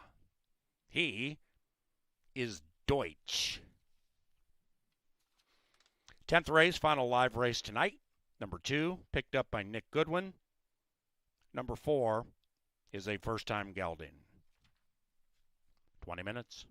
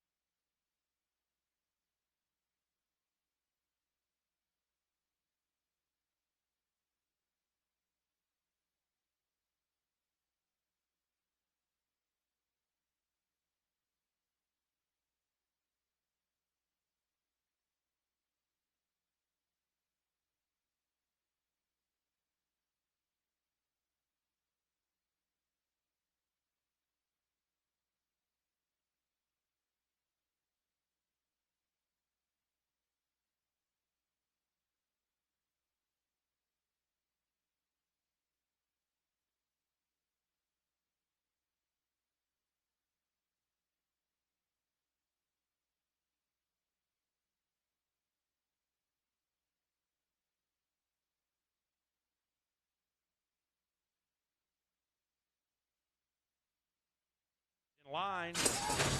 Here they come. And Kate, Rate Me a Lady, zips out quickly. So does Deutsch. Outside of that is Checker Out. Then on the far outside, she's wheelie fast. It is Deutsch at 11-1 as the up.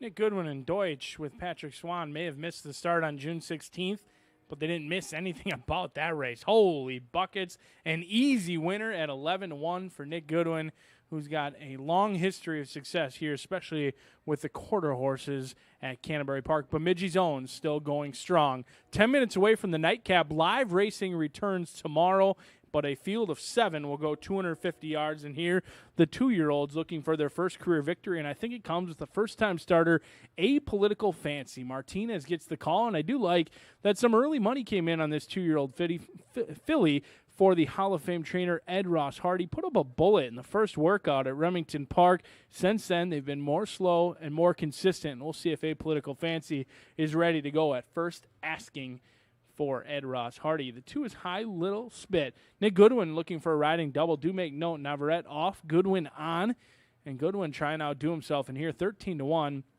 on the fellow firster in here, High Little Spit. The 3 is BHR Light My Spark. Berzer gets the call. Brett Berzer for Bob Johnson off of a 6th-place finish last time out, but we've seen consistently horses can improve in big ways, especially with a 2-year-old who's cutting back 100 yards in distance. Should be plenty fit today and know a little bit more about the racing. The 4 is Wicked, the Wicked Frog. Dominguez for Jason Pashko, another who is lightly raced, only making career start number 2. Ships in from Remington Park. Has a couple of good workouts here at Canterbury. Had a troubled beginning last time out. You can draw a line through that last race. It was a learning experience. It wasn't a great one, but could improve today with Kelsey Haar aboard. The 5 is Drink Relentlessly. Your current favorite right now was an absolute handful to get the saddle on. I think the groom and the valet may be drinking relentlessly after the trouble they went through trying to get the saddle on this one. But you wouldn't know any difference once in the walking ring. Cool, calm, and collected. A great job had by all with Drink Relentlessly. We'll see if Jason Olmstead and Escobedo will be buying the drinks. The 6 is Honeybee, 7-1 on the board. Christian Escada and Tyler Stein trying to team up a winner in here. Looks excellent down here in the walking ring. I like what I see. Cool, calm, and collected. Showing good energy for Tyler Stein and Honeybee. But the 7 rounds out the field. Current co-favorite at this point, Hello Dottie for Tom Maher, and he simply knows how to win. The 2-year-old filly has had 3 starts, but they've been against some very tough customers. Stakes competition the last 2 races. Hello Dottie gets Valenzuela, currently co-favorite at this point. Another who looks great. This is a good-looking group of 2-year-olds. As we're 8 minutes away from the nightcap, thanks for joining us here on track. Live racing does return tomorrow on Thursday. And don't forget, a special week of racing, July 4th here at Canterbury Park. We've got July 3rd, fireworks bonanza on Saturday, and then July 4th. You certainly don't want to miss weekend at Canterbury Park. Drive safely.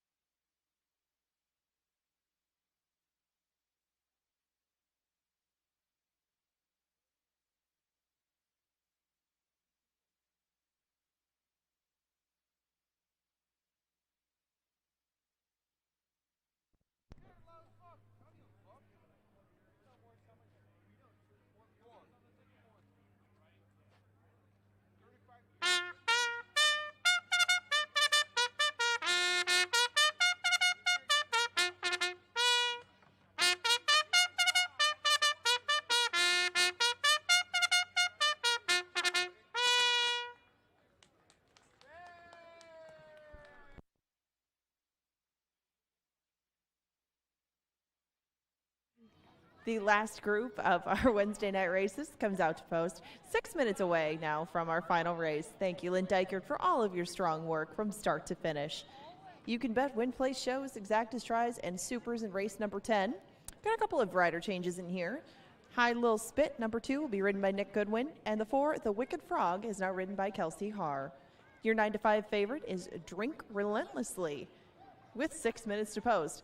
You'd be a very fitting end to Summit Night at the races. We want to thank them for joining us, as well as the rest of you. If you've stuck around until the end, might as well take a walk through the card room. It's fully air conditioned, it's opened all the time, full service, and big, big jackpots as you take a walk through there. The Blazing Sevens jackpot has just reached over $17,000. Mississippi Stud is over 70. Ultimate Texas Hold'em over $72,000 in the jackpot. And the big one, Face Up Pai Gow Poker. I visited that table a couple of times, and it's up over $131,000. That's one of the bigger ones that you will see in that entire room. And remember, that's on the first level. If you're making your way towards the end, towards the south entrance, take a look on your left. It's right in front of the reception desk. You can't miss it. Chip's Bar is in there ready to serve, and there's a lot of money to be made in the Canterbury Card Room. You've now got 5 minutes to bet the final race of our evening. And remember, we'll start back up tomorrow at 5 o'clock. Good luck in the last.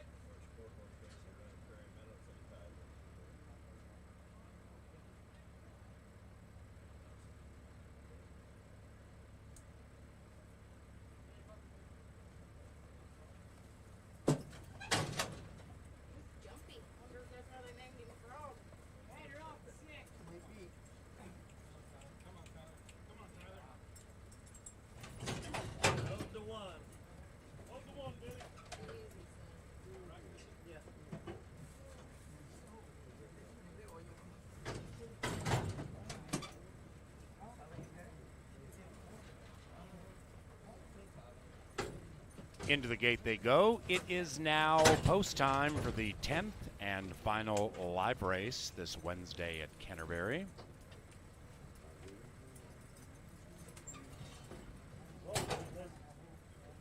Drink Relentlessly is favored. Here is BHR, Light My Mouse. Hello, Dottie. 2.5 to 1. Right next to I Love a Parade. Winner of the Boola Boo.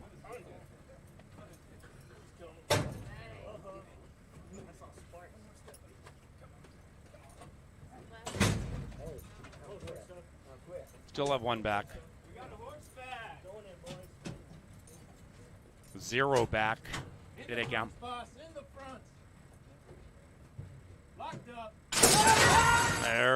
Racing. A political fancy came out swiftly from the inside, and so did the Wicked Frog. After that is High Lil Spit. Then on the outside, Drink Relentlessly. It is that 2 in a photo with the 5.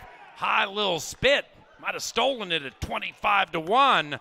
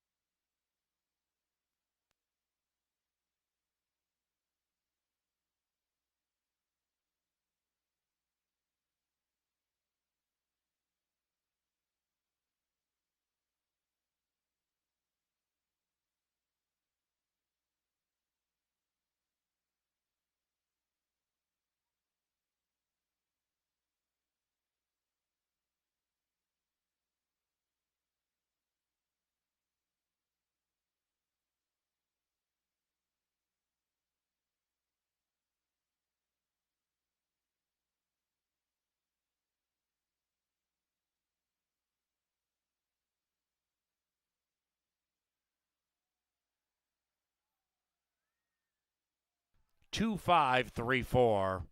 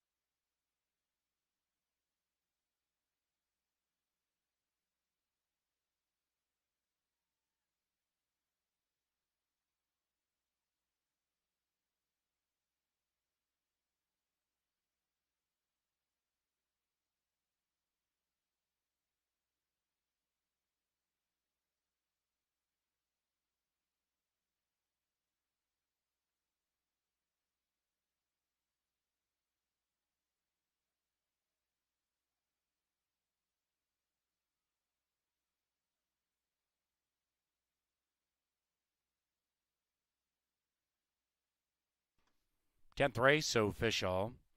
Big payoffs again. Long shot after long shot after long shot, finishing the card. Superfecta, 203 for a dime. Final double, swept by the rider, 166 for a buck. Final pick 3 paid $5.95 for 50 cents. Exacta, 104.80. And the trifecta, Goodwin all odds, 331.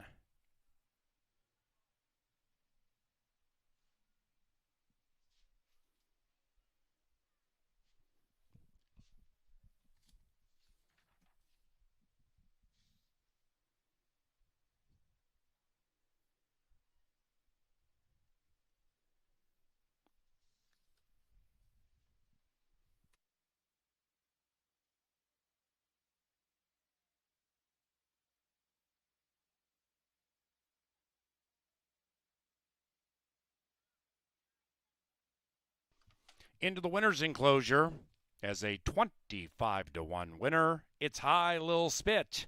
Back-to-back victories for Nick Goodwin. The winning owner, Alberto Martinez, and the winning trainer, Ippolito Michel Valverde. High Lil Spit. 5 o'clock for racing tomorrow. CanterburyPark.com to get tickets, save a couple of bucks. Thanks for joining us. If you're leaving the racetrack, please drive safely.